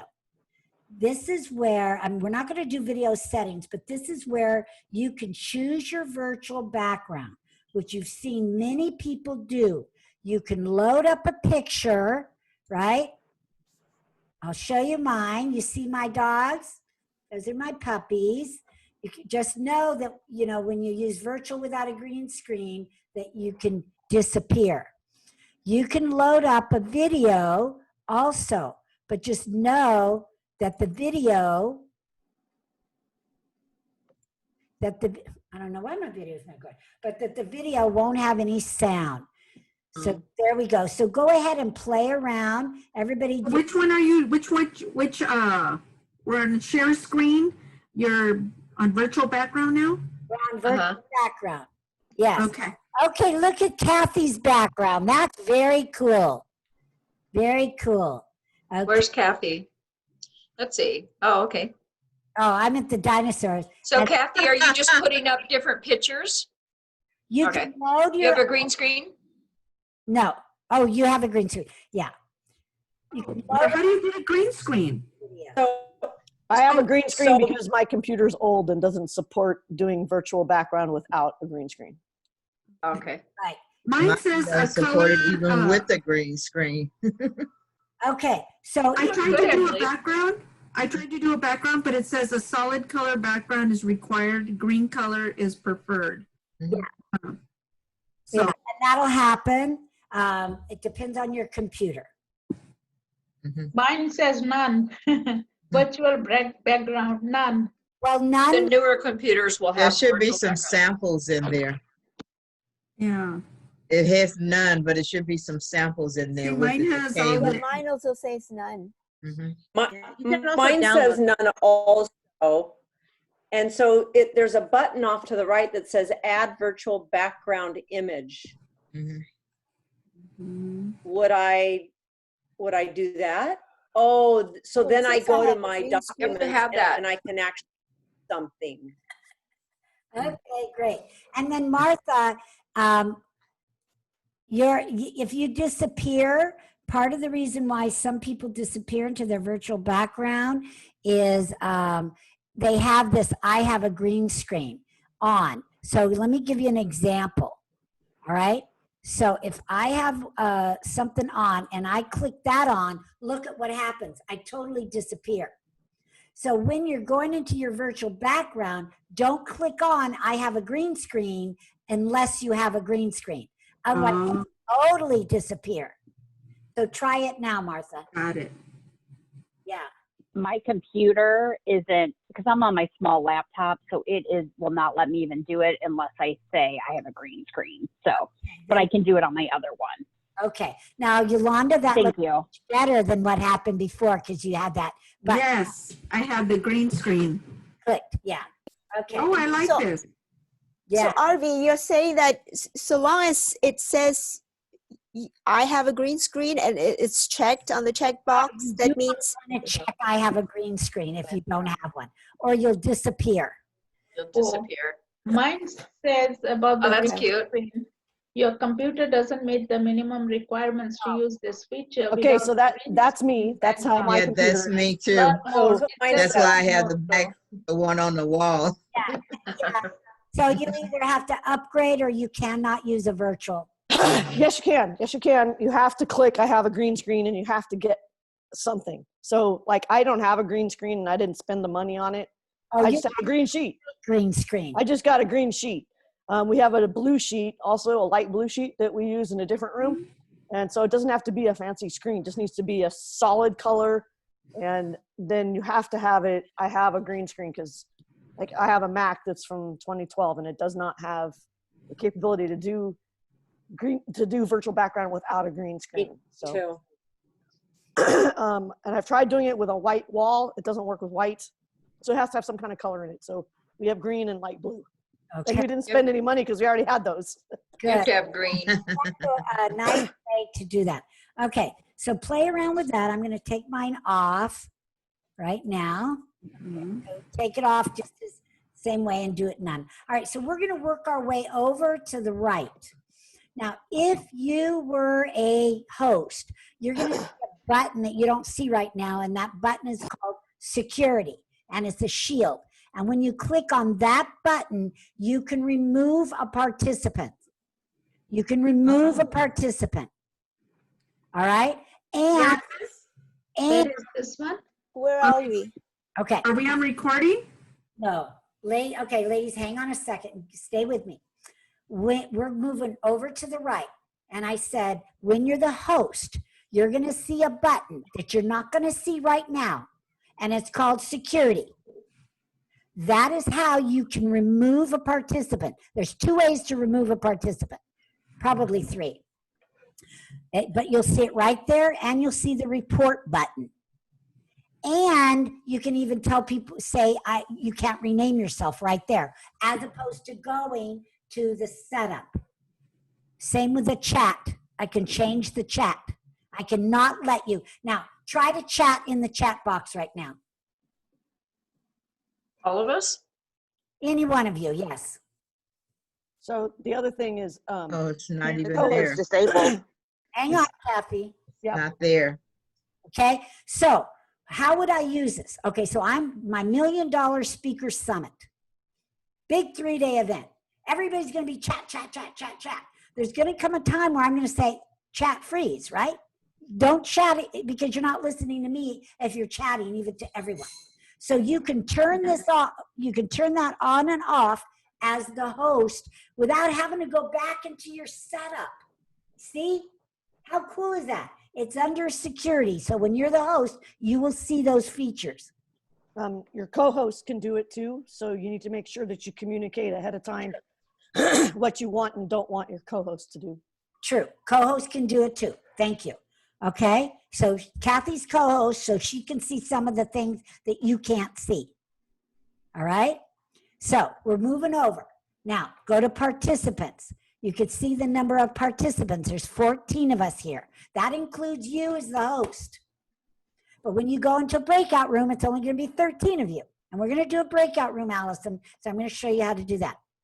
Just know that it includes you. It's not all, you're a participant. Now, when you go into participants, then you'll see, and when you click on that, go ahead and click on that. Over to the right-hand side, you're going to see all the list of participants come up. You can go to that list of participants and just kind of go on it. When you're the host, you get a more button. I can spotlight somebody, like I'm going to spotlight video Luana. Hi, Luana. Hi. Right? And I can stop it and then put everybody back in gallery mode. So there's a lot of things that you can do to other people. You can make them co-hosts. You can allow them to record on their computer. You can even rename them. You could put into the waiting room. So I'm going to put Yolanda in the waiting room, right? So let's look at Luan. Let's look, right? At Yolanda, and then watch. Boom, she's gone. Oh, okay. Right? But I way to get rid of a pesky participant. I didn't remove her. I just put her in a little waiting room. But now I can admit her back in. All right, Yolanda. Now she's coming back in. There we go. How was that experience in the waiting room?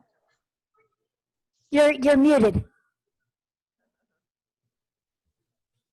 Good. I felt lonely for a second. I know, it is lonely because you're in nowhere land. You're in nowhere land. So just know as the host, there's a lot of things you can do. And if you want to chat, let's see the chat. You've got to click on participants first. People are going, where's the chat? Where's the chat? Click on participants. Then you'll be able to go to the chat button, which is the next button, and turn that on or off. Okay? We know what share screen does. We know what the pause does. Now let's talk about breakout rooms really quickly. How many of you have been in a breakout room? We've all been in a breakout rooms. Yolanda, no? Nope, this was my first moment. Okay, perfect. All right. So where breakout rooms work great, just like breakouts, if you're at a seminar and you can go into different rooms and you can listen to different speakers, or it's when people say, okay, pick two other people, get in a small group and talk about XYZ, right? They're all little breakouts. So to do the breakouts, you're going to be the host. You have to be the host or the co-host. Click on the button. You're not going to see that button unless you're the host or the co-host. Then you click on that. It's going to give you a little message that only you can see. Kathy, you can't see this, right, as my co-host? Because you didn't do it. Yeah. So it says 13 participants. I can manually put you in a room or automatically. So I'm going to automatically put you in a room. I can assign 2 per room, 3 per room, and it's going to tell me how many rooms it's going to be. Okay? So I'm going to break you in rooms of 3. And like that, you're going to be gone. I did in groups of 4.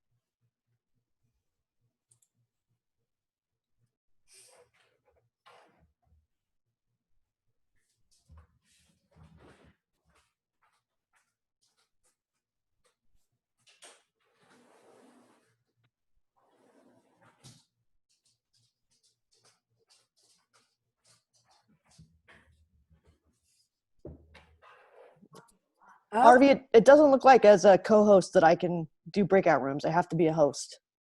oh, okay. Just do you have the squares?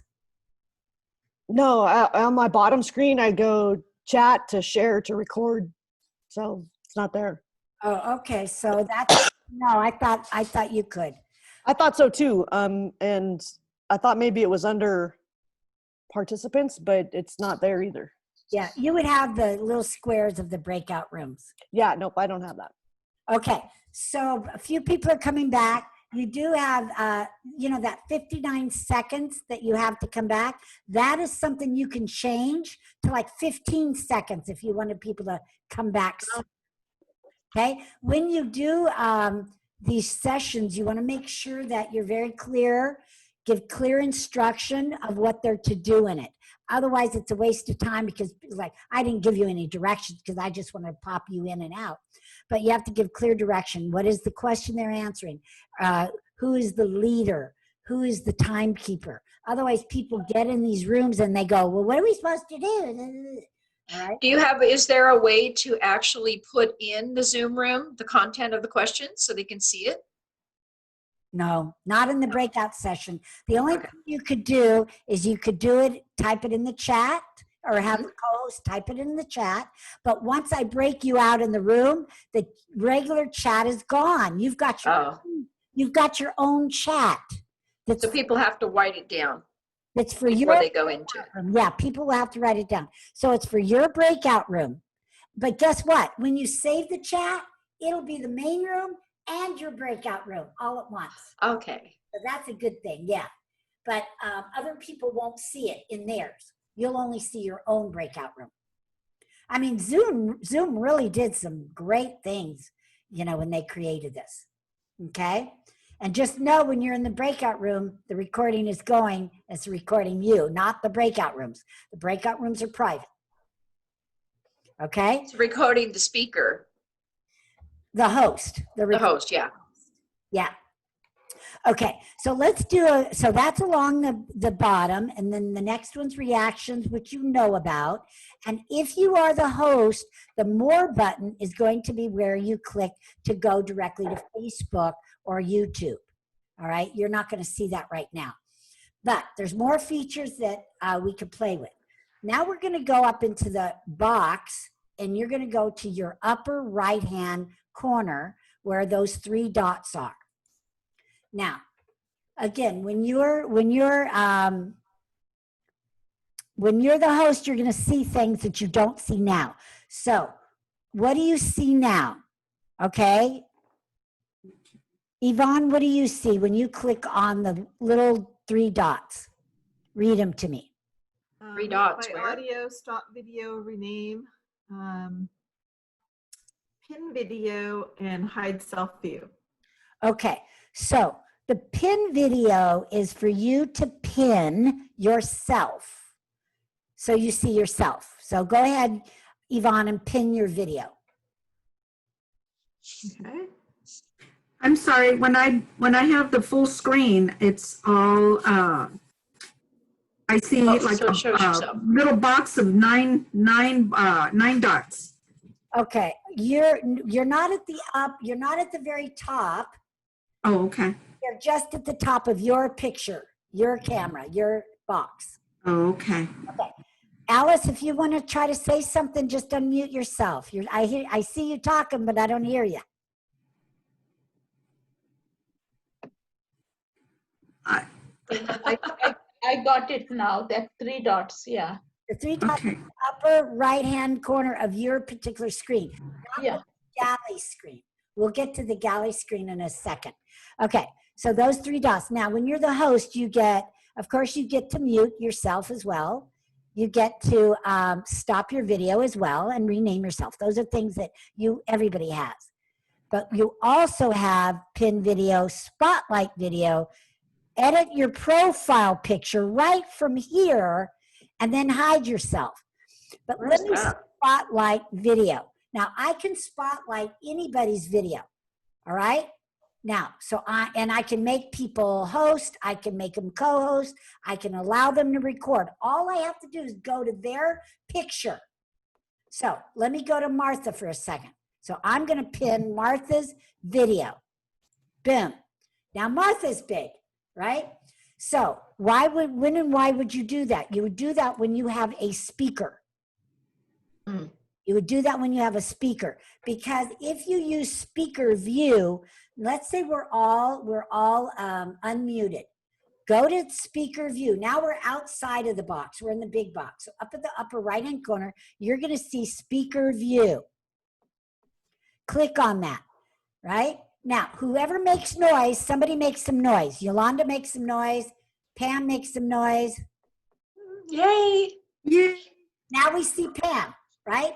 So when I'm speaking, whoever's speaking comes up in the main box. Well, yeah, but it's not speaking. It's just noise. So Yolanda, just tap on your desk for a minute. Don't speak, just make some noise. Now we see Yolanda. That's the problem with the speaker view if you're trying to highlight the speaker. If someone moves their desk or a dog barks, then they're going to be highlighted. So that's, oh, I see. Yeah. So You don't want to do that. now we're looking at, now we're seeing Angelique, right? Okay, so how do we undo that? Go back to gallery view.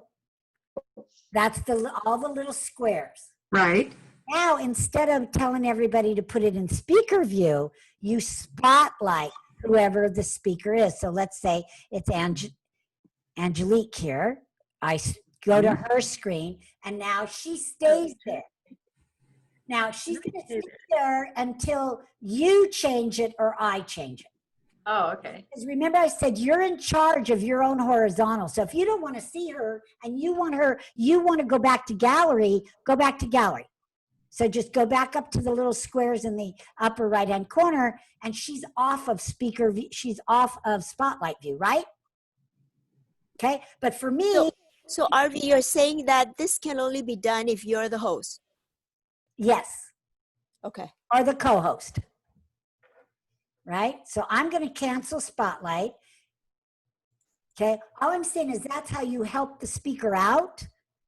But every individual like yourself still has your own control over what you see and hear. Got it? Mm-hmm. That's pretty powerful. Hey, Arvee. Sorry, I have a baby crying too. Then too, though, like let's say I wanted to see Kathy's screen. If I go the dots on hers, I could pin her video. So if I'm in someone's meeting and they don't spotlight the speaker, I could do that for myself, right? You could pin her video. Okay. But see, it would only be for your view and not for all of ours. Right. Yeah, yeah. Full control. I love it. There's so much power there. Okay? All right. So that's that. That is everything. So did you learn some new things? Mm-hmm. Yes. Right. Oh, yes. Yes. Excellent. So what, if any, do you have some questions? We still have some time. We have about 15 minutes. Yes, Yvonne. Sometimes when I'm in a meeting and I want to stop the video, instead of having my picture come up, the name will come up, and other times my picture will come up. Okay, remember in the setup of that host, they said hide the picture if the video is not on. So Okay, so it's in the host. It's the host. It's the host. Now, let me share some other trick with you, what I call a hack. A little hack. And that is, if you're in a meeting and there's a lot of people, I advise you not to turn off your video. If you have to get up, even after you forgot something, don't turn off your video. Because when you turn off your video, you end up at the bottom again. All right? So who wants to be brave and give us an example? All right, Kathy, go ahead and turn off your video. Now, Kathy was at the upper right-hand corner of my screen, right? Now she's at the bottom. Now come back in with your video. She's still at my bottom. Do you see what I mean? So if you want to be seen like in the first few tiles, come in early and then don't turn off your video or you lose your place. I have a question for you. Yeah, and the people, the host of the meeting, you want them to see you. You want to be like right next to them or the first couple rows. Is there a way for us to move ourselves next to the speaker? Nope. It's only by entrance. It's by entrance. Does this move me, Arvee, when I do this? Does that move me from your Takes you location? off. Well, it takes me off, but does it move my location to where? No. Does it save my spot? It saves my spot? Correct. So what I did was, some laptops have that little thing at the top on the camera where you can slide over and just cover the camera. And it can, so then you can stand up and not lose your spot if you wanted to get up and not be seen. That's exactly what I was gonna say. So what Nice if you tip. just put a little something over the video? Like, Yeah, our little stick, yeah. oh, okay. Got it. Well, you And can they get, sell, you they actually all sell should, little, yeah. you ahead. should all have something that you can use to cover your camera when you're not online. Plus, Yeah. I think you can go to the For video protection. on the bottom left, and if you click down and put remove video, you still would save your place, but it would show your profile picture, right? No, you lose No, your spot if you're not in That's video. when you lose your spot. Okay. Yeah, You But lose they also sell little stickers that you can find on Amazon. They sell little stickers that you can put over your camera that has a little slidey thing on it. If that's what I have. Your laptop doesn't have it. Or Yeah, my whole family has yeah, that. little little sticker. I don't trust anybody that spies in on me on my own camera. You Do you have a name of that or Just use a piece of tape. in the chat? You could. Yeah. Yeah. It's put cheap. Oh yeah, let me grab that. I'll pull it up. Okay, cool. Otherwise I would, but you got it. Go ahead, Kathy, whoever. Put 'em I have up to there. Google it. Yeah. Yeah. Oh, if you have it right away, go ahead. Okay. I don't have it on the tip of my fingers, so no, you go ahead. You're looking already. All right. Use a Beautiful. little piece of paper and I tape it up there. I just put a sticky note. Yeah. That'll work. That'll work. But Arvee, this is Allison. So during the break, I turned off my video, but I'm still at where I am when I came back. I mean, But not on her screen. Not to me. oh, I see. Got it. You move to me.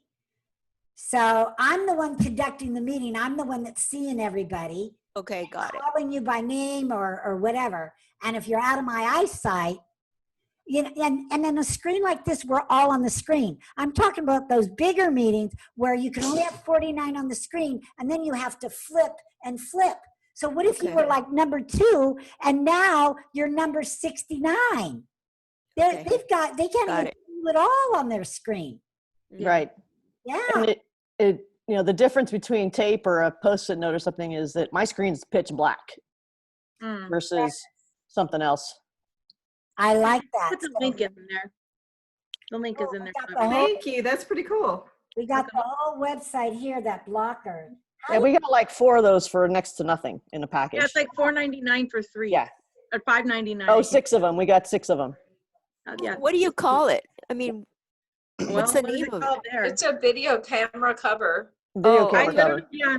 What I Googled was just camera cover for laptop, and that. Okay. that's Oh, combined. for a laptop, it's not for a Well, web. you can do it for either one. So they all have. You can see if you look at the link, you can see that one's specifically oval for a laptop, but they have them for every type. They have them for everything. Yeah, they have them for everything. I didn't know that. I learned. That's really cool. Yeah, those are super cool, and you can find them on Amazon also. Oh my gosh, I love it. Yeah. I'm ordering that right now. Right? So not only do we have that, but now we have those beautiful backgrounds from Luana, and great stuff, ladies. Right. And another hack on Zoom is you can actually go out to the internet and pick any picture that you want, and as long as you save it into the same folder, you can add it as the background. Yes, you can, or your own. Yep, or your own pictures. That's right. Oh yeah, your dog pictures. That's right. You just That's right. put them up there. Yeah. And videos, which I showed you the video. Or like your company logo or something, right? Yeah, company logo. Do something like that, right? Yeah. Right, like that. Any kind of logos you want. This is for the women's conference I'm putting on. Here's scores, right? What is SCORE? Oh, SCORE is or Hawaii, which is lovely. SCORE is a not-for-profit company. They've been around since 1964. There's one in every county. So there's a SCORE Inland Empire, there's a SCORE San Diego, there's a SCORE Los Angeles, there's a SCORE Orange County, and they're not for profit. So if you need mentors, you need help, they do it for free. What does it stand for? SCORE doesn't, I don't know. Oh, it's not an acronym. It stands for anything. I don't think it's an acronym, but you can get free mentoring from them. You can score free mentoring. What? You can score free mentoring. It's score. I love that, Kathy. You can score Good fun. free mentoring. Unlimited. So I encourage any. Oh, look at that! What Yvonne has a moving. It was moving a minute ago. It was moving a minute ago. I've used it for years. Yeah. So yeah, you can get free mentoring. So if you want any more information about that, let me know. Oh, here's the $1 million logo. But then yeah, I disappear. All right. Well, let's see. Any other questions or any other hacks that you want to share? I know, Kathy, I was telling Kathy that I got a hack. Okay, let me get rid of my virtual background here. Arvee, this is Allison. Can you kind of like say again, how do we do the video if you want to have a video in the background without the noise? Okay, yeah, you just won't get the noise. So you go to the little arrow next to your video, click on that, go up to virtual background. And do you have some samples in there? Do you have like this picture? Yeah, those are kind of standard, I think. No, I don't. I don't have it. You don't have those? Saved, yeah. I don't. Okay. I don't think I So have it. then what you want to do is go up to the little plus sign and it says add an image or video. And you click on that and then you tell it add image or add video and it will go to your computer and you just tell it where to go. Right? And what to get and what to do. Oh, okay. So you tell it. Okay. But it'll come with the sound? No, If it's a video? videos do not have sound here. That's what I said. Like Okay. I showed you my video and it won't have sound. If you want sound, then you've got to put it on a PowerPoint. Okay. And the other thing you want to do, let me show you. Oh, we've got 2 babies with us. Awesome. Oh, that's so cute. Martha's got her on her knee and Demi's got her right with her. How cute is that? All right. So if you do a PowerPoint, or not if, but when you do a PowerPoint and you share your screen to share that PowerPoint. Now here's a couple of tricks. We're in the advanced. Most of the time, I'm going to say this is what's going to happen, right? People share their screen. They share their screen. They go to their PowerPoint. They pick their PowerPoint. Okay, this is one I just did. They pick their PowerPoint. They go like this. They go slideshow. They go start from the beginning. They go display, swap users, and boom, finally they're there, right? How many of you have seen people do that? Right. Let me show you a trick. I mean, this is so fabulous. All right.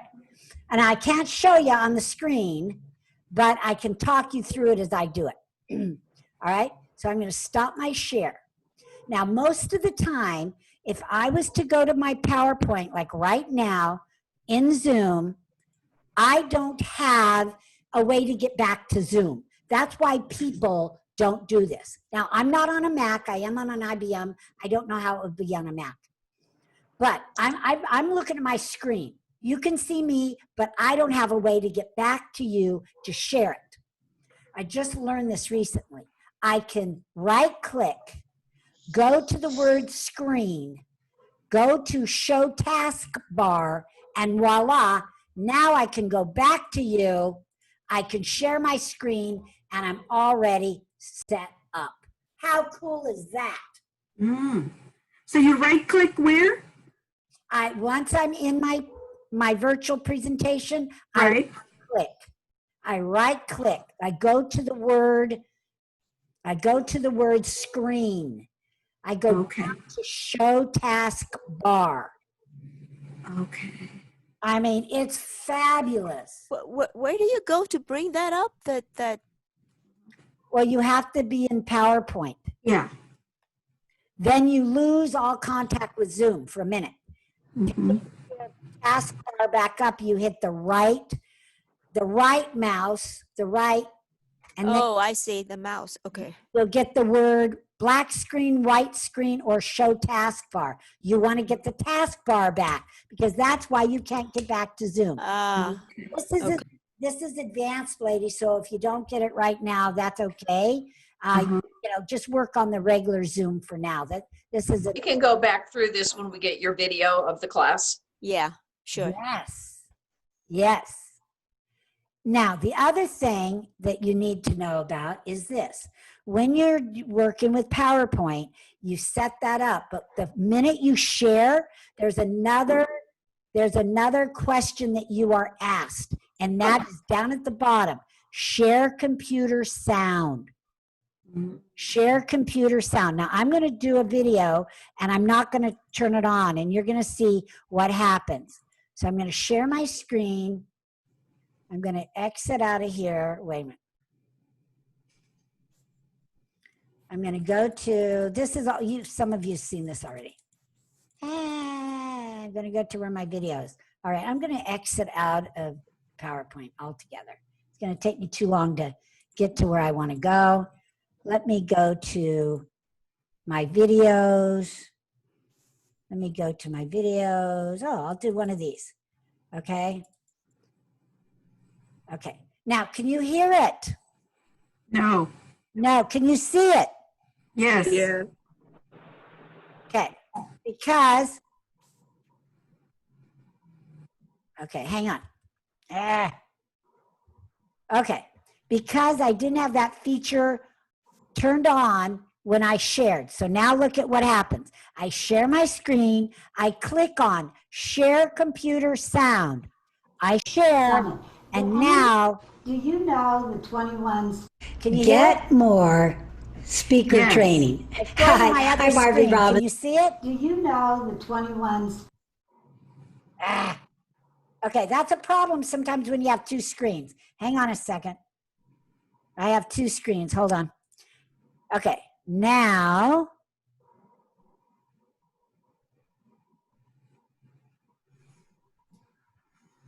Okay, now let me see. Do you know there we go. Can you see it? Speaking success principles. Yes. Can you hear it? Hi, I'm Arvee Robinson. I'm the master speaker trainer, international speaker, and author of Speak Up Get Clients. And I'm going to share with you over the next 21 days my 21 hang on, I'm having trouble stopping it. Principles that will turn you into $1 million speaker. Okay, hold on. And why am I doing this? Because I do have a big event coming up called $1 Million Speaker I'm stuck. Summit. And I'm going to be teaching you here we go. These principles there. So I just want to give you a I got stuck in my own video. All right. So just if you're going to play any sound or videos in your PowerPoint, that little button when you share, it's got to be on. Sometimes I forget. I always say, can you hear it? If they say yes or no, and I do a correction. Because that's wonderful because I've had that happen to me several times where I'm the only one that can hear it, but they can't hear it. Yeah. Well, see, here's the trick. If you use a microphone USB, you're not going to hear it, or at least in an IBM world. So I can't hear it anyway. So I don't know if you're hearing it or not. But without this plugged in, yeah, I could hear it, and then they couldn't hear it. So Joe, what application did you use, or do you think is best to film the videos in? I use Zoom. So to film them right in Zoom? Yeah, you can film them in Zoom. You can use your phone, or that one, that was a Facebook Live, and that's why you see it wasn't great quality. So Facebook Live has the worst quality. Zoom and your phone will have better quality. So you just recorded the Facebook Live on Zoom? Because I'm doing a 21-day success principle saw that. as a challenge kind of in in Facebook, but I am repurposing them. So I'm taking them and putting them up on YouTube. So That's what I like about it. yeah, even if they're not the best quality, it's still your content. Get it out there. Okay. And if you noticed, those of you that went to the Facebook class already, that I'm using my own formula. Okay, good. Yes, Yvonne. Okay, so say you are speaking, a guest speaker, and you're not the host, and you want to add your presentation on. If they put you in as a co-host, will it work? Yes. Okay. Yes. And you want to set that up ahead of time so that you're not fumbling and mumbling and using your speaker time, because the minute you try to share, it doesn't work. It says host has to give you permission. You've wasted 2 or 3 minutes. So get there early, which when it's a live event, I always tell people to get there. Kathy, how long, how early? 10 minutes. No. 30 seconds. No. A live event, minimum 30 minutes. 30 minutes early. Oh, okay, wow. Yeah, so that you can go to the host, they can read your your speaker introduction, so you can snag the best seat in the room near the speaker center, speaker stage. Or wherever the air conditioner is. Yeah. Yeah. Get acclimated and start visualizing yourself for speaker success. And then you can greet people that come in the room and tell them you're the speaker. Now you've made new friends. So you want to do the same thing when you're speaking in the virtual world. Get there early. Get there right with the host, maybe 10 minutes early. Start greeting people. Start learning their name. Yeah, we have a webinars thing coming up, and there's 4 speakers in it, including me. And so we're meeting early to make sure we have all of that synced up, because you have to. It's just too many moving parts otherwise. Yeah. Right. Moving parts. Now, one of the things I wanted to mention too with the speaking, when I said, you'd lose your place in a video, when you turn your video off, well, there is a time where it may be necessary. So let's just say you're doing a panel. And you've got 200 people. How are you going to do that? How are you going to see all of the panel? You tell everybody except for the panelists to turn off their videos.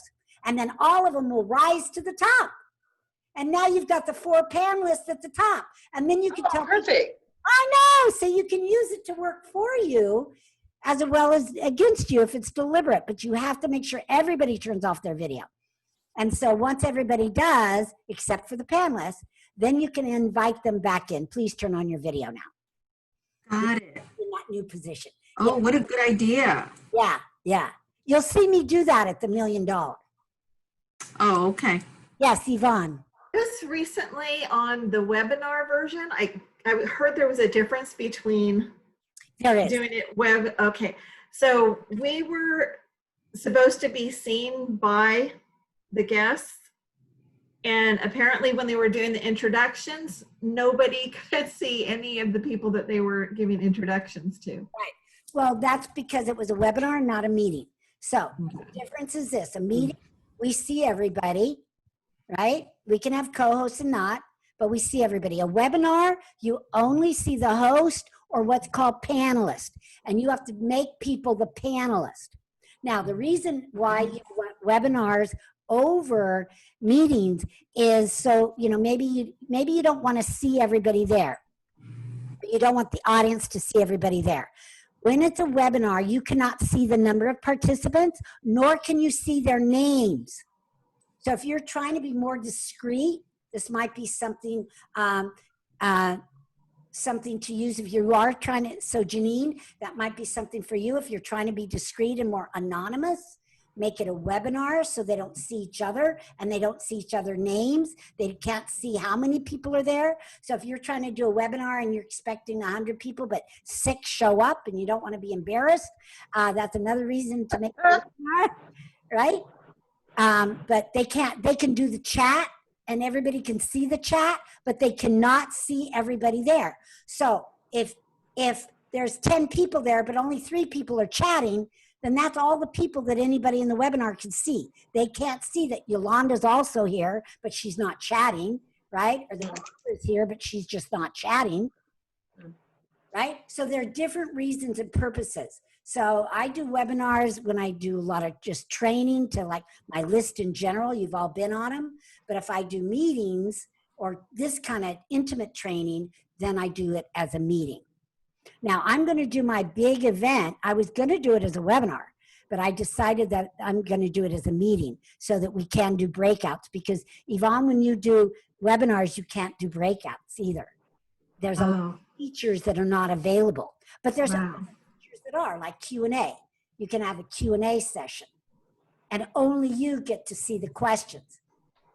So when I do my score presentations, because there are 400 or 500 people, I can't have this kind of mess and have to worry about muting people and everything. So we do it as a webinar.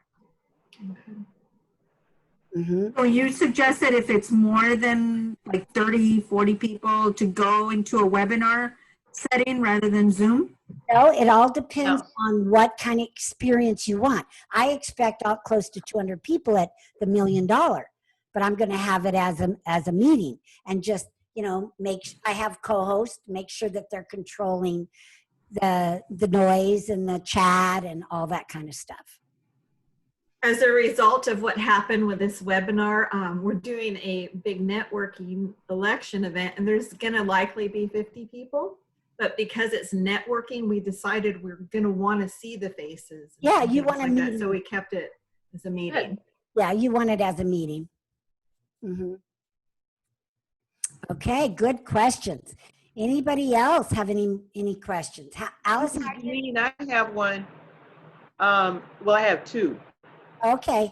I'm going to be doing the recording of what we're doing today while, you know, after I do all my technical stuff with Zoom. So how do I get on to do that? Well, I will be loading it up later today to YouTube and sending you all a link. Cool. Yeah. The second one is the catch-up class on the 19th. What time is that? 10 o'clock. The 10 o'clock. And are you going to put out a notice, or how do I get to that? Yes, you will. This is that one? Those are just for those people that missed the Facebook Live. Oh, that was me. Okay. So you're saying it's 10 o'clock on the 19th? Yes, right.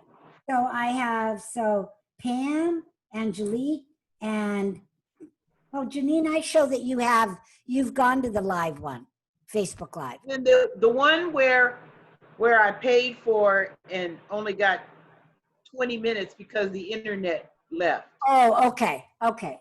Got it. That's the one I need. Well, I don't read. Do we have an opportunity to do that class again, or is it just the one time? Well, usually it's just the one time. Why? Is there something you need to do again? No, I just wanted to revisit it again and try it again. Okay, well, if you just want to, absolutely, you're all welcome. It is on the 19th, which is a Wednesday from 10 until 12:30. So if you want to come, it's the same link. And if we had the link sent out to us after that first class, can we just go back and review that? It's the same content, right? Yeah. Okay. You can view the recording. Yeah. Okay. Okay. Barbara. Okay, but I still am not clear about the one where the internet went off. I only got like 15 to 20 minutes of it. Well, that one probably is the one that's on the 25th. Oh, okay. What was that's the important. content on that one? That one is virtual speaking. Oh, yes. So you'll send out something on that too, right? Yes. Okay. All right. Barbara's been patient. Yes, Barbara. Yes, I'm going to be giving a PowerPoint presentation in about 2 weeks. And I want to know if I'm already in the meeting, and I have my PowerPoint on my desktop. Can I just go to that toolbar down below here and pull it up, or it's in Keynotes. Can I go to Keynotes and just pull it up? Barbara, I can help you with that if you want to stay on. Okay. Thank you. I use Keynote too. Oh, good, because I don't. So thank you. Yeah, it's similar but different as far as the command. So good. Thanks, Kathy. Appreciate that. All right. Anybody else have any questions? I do. With all the changes that we just made on the Zoom settings, once we get out, is it everything saved? Yep. Okay. Yep. Everything. So we don't need to like click on a save button or anything? No? No, the only save buttons are when you go to the profile and say edit. Oh. Remember, okay. we weren't in profile, we were in settings. Mhm. Once we set them, turn them on or off, they're set. Okay. Okay. Okay. And as you were pushing those buttons, there was a green thing that was popped up saying saved. Okay. So it was automatically saving. Perfect. Oh, Thank great, you. great. Mhm. Yeah, and again, Arvee, those makeup classes, anybody can, even those who have attended the actual ones earlier can even. Well, because you all put me on the spot. You can come back. It would be better to watch the video on your own time. Yeah. And write down your questions. Make Write down notes. whatever questions you have, and then do a one-on-one with Arvee. Yeah. That sounds like a good idea. Yeah, sounds good. Yeah, that'd be fine. But yeah, I know some like Alice and Allison, both you need a little extra help. Absolutely. You can come back. Anybody can come back. Okay. I have a question regarding the setting up the Zoom live, Facebook Live interview type situation with two screens, two separate people in different places. Yes. How would I do that? Okay. You use your link and you invite them on your call, right? And now it's two people just like this, like we've always seen. You're going to hit the recording and you're going to go to more. Now you could do the more, go to live Facebook if you want to, or just record it yourself. So whether you go live, I would experiment before you did it. So just get a girlfriend, get Angelique, do it with the two of you and say, we're doing a mock interview. Yeah. Okay. Let's do Facebook Live. And then when you do go on Facebook Live, like I just called it up, you can put it where you want it. So instead of putting it on your timeline, you can say friends timeline, a group, an event, or on a page that you manage. So you can kind of hide it. So it's not being blasted out to all of your. Oh yeah, that's good for practice then. Yeah. So make a little group for you and Angelique to experiment with. Yes, Okay. Dawn? Just a little heads up. I don't know if any of you experienced it, but when we were practicing, I was trying to send it to the Arvee's group, and I was doing it a couple times, and I didn't realize that every time you go to record it, you need to make sure it's going to that group. And I had shot it out live, and I was fumbling like, just kind of frustrated. People were liking it. Oh my God, that's great. How many views? I had to delete it. Yeah, I liked it, Yvonne. I thought you did great. Oh, that was you. Thank you. Yeah. Yes, talking about the Facebook Live. All right. Yeah, every time you go into Facebook, whether, for lives or even from here, tell it where you want to go. Otherwise, it automatically defaults to the timeline. Yeah. And so when you're on the Facebook Live, how do you get audience? I mean, is there really that many people on at all times that they would raise their hand and participate? You know what? And you'll learn this in the Facebook Live class. I don't do Facebook Lives to get the live views. I do them to get the views after. That's after you post it. Okay. Yeah. And I don't want to be like some people go, hey, Mary, hey, Joe, hey, whatever. When you do that, it's not evergreen and you can't put it up on YouTube or Vimeo or something like that. I see what you're saying. Okay. Oh, that makes sense. Oh, that's good to know. So do you block your audience then? As you're doing the Facebook Live, you don't want people to participate? No, if they come in, I don't respond. Okay. If they come in and wave or say, or give me thumbs up, I just don't respond to them. Oh, okay. Right at the camera and continue.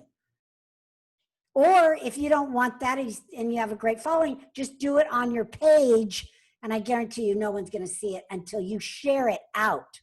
Yes, okay. Go for the I get it. views. Go for the views after, not the views right now when it's live. Not During, unless you yeah. have a really big following like a Tony Robbins and, you know, you get a bunch of people on there, but 1 or 2 people, you know. One of the things I was thinking of doing is a Facebook Live event where I could answer questions. Ask questions. Anybody could answer questions. Sorry, anybody could ask real estate questions, and then I would answer them. But my fear is nobody will show up. Yeah, you have to build a following before you do that, and you could create a watch party and try to get some people. A watch party, okay. Yeah, promote You it. can promote it ahead of time also. Yeah, Uh-huh. yeah, You know and how to do it, Yvonne? and Yeah. schedule Promote it. it, invite people. Okay. Yeah, and schedule it. Yeah, I wouldn't do that. Sitting there going do. Yeah. Yeah. Yeah, you know, I used to think a watch party was somebody was actually selling watches. And I would say, I don't need watches, so I would never sign up. And then one day, it started dawning on me. I'm like, wait a minute. She's having like weekly watch meetings. So I caught on. I've seen some great things done with it. Some of the $5 jewelry people, they'll come on with that and they'll have a number for it. So if you want to buy it. And when COVID first started, someone had a DJ party. And it was actually a lot of fun. You know, you don't know what to do, but you're like, you're right, I'll dance around the house. Wow, interesting.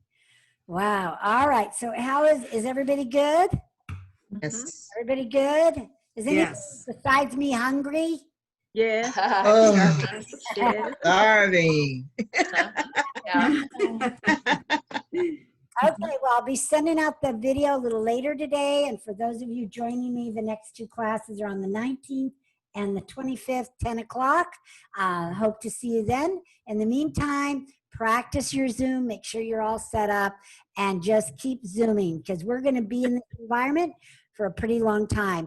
Those of you, remember, you all got 2 tickets to the $1 Million Speaker Summit, one for you and one for a guest. In order to bring your guest, you need to send me their name, street address, because I'm sending everybody, including you, little packets of fun things. That's right. That will enhance your experience. So Okay. I need their email, their phone number, so we can follow up, and their street address. So just email that to me. And again, if they're out of country, though, sorry, sorry, Alice, I can't send it to you, but I will have a way that you can download it and make it yourself. But I'm not sending out of country. It's just too expensive. Arvee, you have our the participants' address, right? If you've sent it to me, then I have it. Okay, got it. A few of you have sent it. Yeah, Allison, I think you did. Few of you have sent it, but most of you have not. So just remember that. ASAP. So I sent my guess and didn't send mine? No, you're automatically registered. Okay. Yeah, don't worry about it. If you're in this class, you're automatically registered, and I just need your guest. Yeah, I'll be getting it around to remind everybody that they are registered pretty quickly. We already have about 75 people, so I'm expecting. Wow. Yeah, I'm expecting close to 200. Yeah. That's awesome. There's no reason not to. And if any of you have friends and want to become an affiliate, I am paying 50%. So that means anybody that signs up as a VIP, you get $100, $98.50 to be exact. So it's a great way, Kathy, it's a great way to raise money for your ministry. So again, just email me. I'll get you a code. My web gal does that. We'll get you one Monday, and you can send it out to your list or invite your friends and family and make a little money doing it. Sound good? Yes, Pam. I have a question. You've mentioned several times that you have a web assistant. So that's somebody that does the back-end admin stuff for you? I have a web person, yes. Don't you have a web person? No, I need one. Does your website, do you have a website? Yes, have website and all that, but I really do need a social media marketing person. Oh, she's not that. No. But I do know somebody I can turn you on to that's a social media marketing person. Okay. Okay. So Let me make sure she's available, and I will connect you two by email. Okay, thank you. Yeah, perfect. Okay, anything else, ladies? Arvee, can you leave the room open for about 5 minutes when we're done so I can show Barb what to do? Absolutely, yeah. And if anybody Thank you. has Keynote and wants to learn how to do this with Kathy, she's graciously offered some of her time. All right? All right. Otherwise, Thank you. we'll see you all at the next class. And we'll Bye. see you all at the Bye. Bye. Bye, thank you. Bye. Thank you. All right. Thank you. I'm still here, Kathy. I'm still here too. Barb, did you sign out? Do you mind if I stay? Because sometimes I get asked to do things and I'd like to be prepared. Sure, no problem. No, I'm here. I'm here. You have 2 screens up again. I do have 2 screens. One of my laptop or my iPad is so that I can see what I'm seeing all of you. And then my laptop is up right now. And I actually was able to pull up Keynotes. So I have Keynotes and I have my PowerPoint open. I just don't know how to share it. Do I just hit the share button? So I'm going to go through sharing mine. Okay, so I'm going to share my screen. So is Keynotes an application that's separate from PowerPoint? Yes, it's the Mac equivalent to PowerPoint. It's a Mac. Okay. So yeah. you don't have Mac. So if you don't have a Mac, you won't have it. Oh, Use PowerPoint. okay. Well, then I might as well leave. Thank you. Yep. Okay, so Barbara, you can see like my program, right? You see my thumbnails and Yes. screen and all of that. So I don't ever want that to happen. So when I go, I'm gonna close this down again, my Keynote, I'm gonna stop share again. But when I do that, I'm gonna go up here and click on play. First thing I'm gonna do is get rid of my thumbnails. So under view, you click on that and it gets rid of the thumbnails and you just have the presentation open only. Okay, presentation only, no thumbnails. Yeah, no, it's like document only or something like that. Okay, Go and to then I'll say exactly what it is when I'm doing it. Okay, so you go to document only? I don't. I'll tell you when I go through it. Okay, So, okay. But I just want to show you it's up in this top left corner. Okay. Okay, and then after I do that, I'm going to click play. Okay, and then do you have hotspots in your corners? I don't think so. Okay. All right. Well, let me get out of I'm going to stop share real quick so I can kind of walk through this. Okay. So now I'm going to go back into my Keynote right now.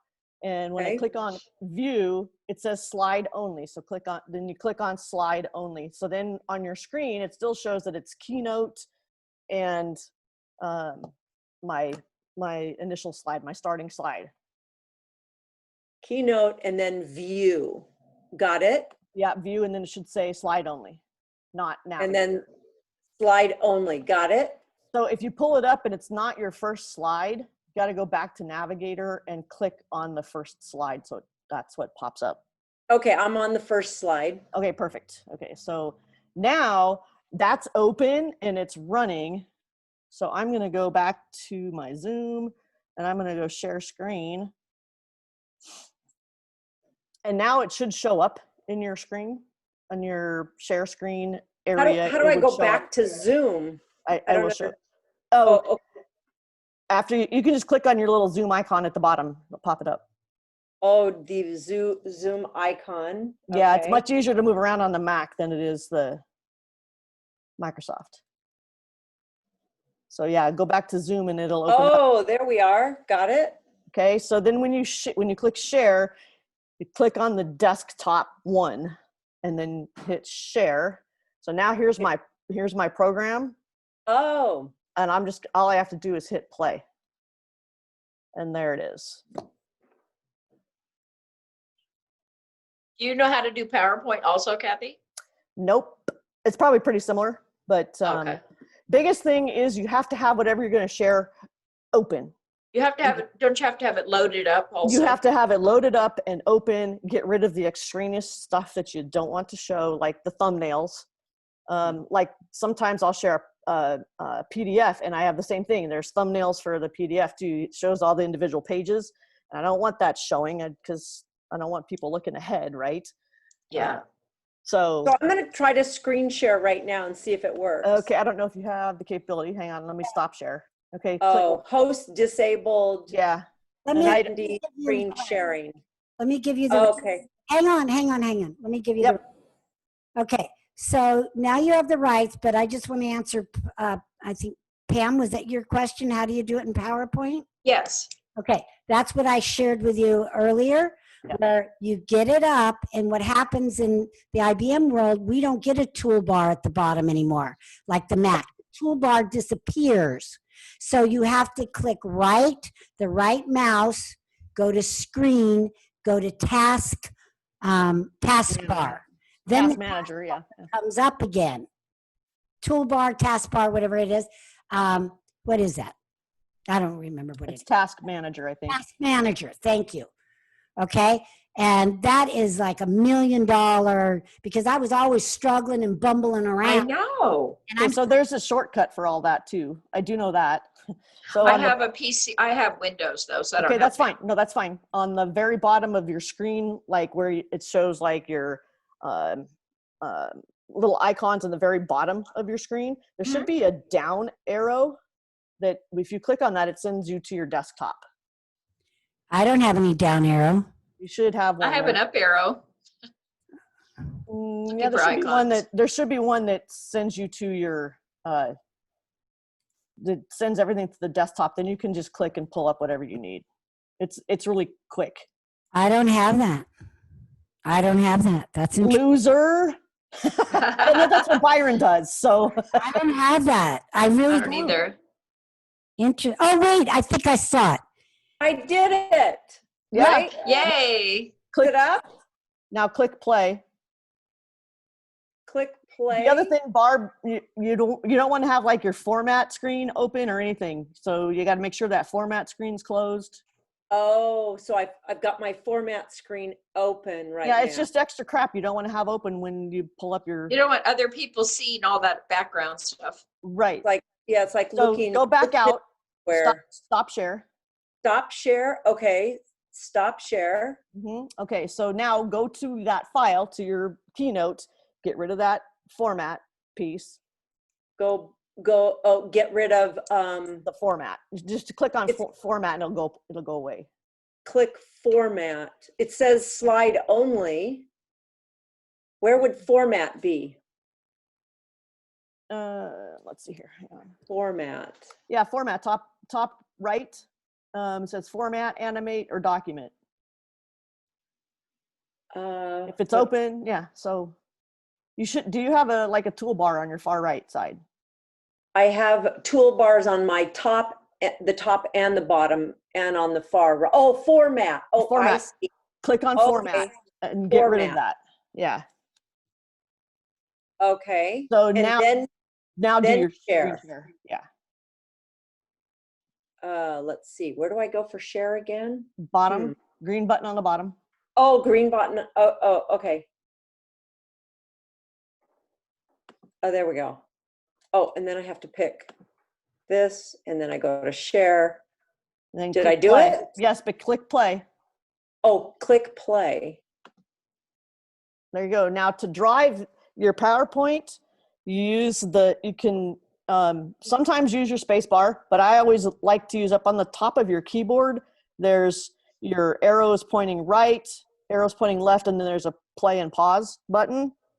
So if you use your arrow right, it'll advance. If you use your arrow left, you can go back in case you skipped a screen or something. Oh, I see. I got it. Okay. Spacebar only advances, and then you're like, oh, I got to go back. So just use those buttons at the top. Okay. Your keyboard. Hey, Kathy, I'm gonna make you the host. Okay. So then when you end the meeting, it'll be ended for everybody. Perfect. I'll do that. No problem. So you're the host. Okay. Okay. Thank you, everyone, for being patient and letting me figure that out. Thank you so much. No problem. Arvee and Kathy. Oh, that's awesome. Anytime. I really appreciate that. Just don't ask me about how to do polls, because I haven't figured that out yet, because I don't have a paid account. So that's my job this week, is to find out how to do that. What are polls? What do you mean? to ask poll questions during a presentation. I like those. What was a word that stood out to you in that previous presentation?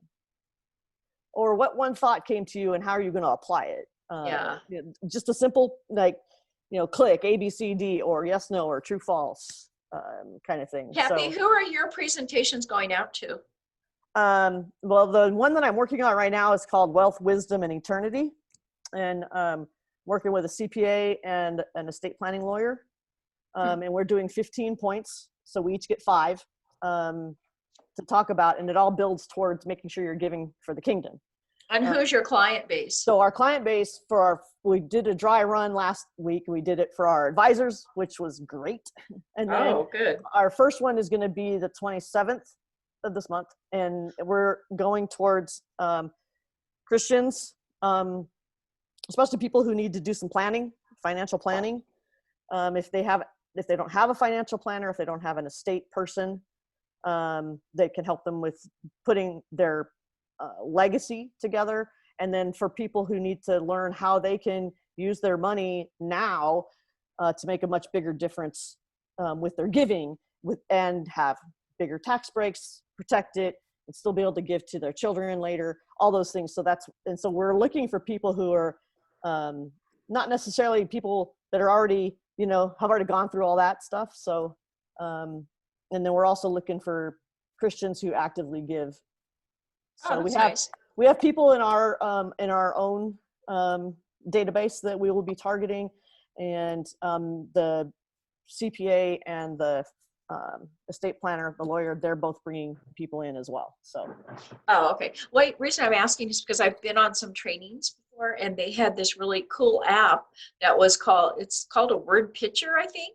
Mm-hmm. And participants are able to, when you ask a question like that, participants type in their answers, right, and then it ends up populating a one page that you can send out. It's really cool. That's pretty cool too. Yeah, I've seen that too. Is that the name of it? The right name? Yes, word picture. Yeah. Yes. A word cloud. It's a word cloud. Sorry, word cloud. But yeah, and so we have to be kind of cautious about who is invited to our things, because there's a lot of sensitive stuff that we cover as far as South Asia and stuff. So. Okay. It is invitation only, pretty much at this point. I mean, unless I know the person, they're like, "Oh, hey, I'd like to do that." So. Okay. So anyway, yeah, that's the deal. Good, great. Thank you for your time. I'm going to log off now. Goodbye, everybody. We'll see you on the next training. Bye. I'll log it off too. So thank you for your time, ladies. All right, no problem.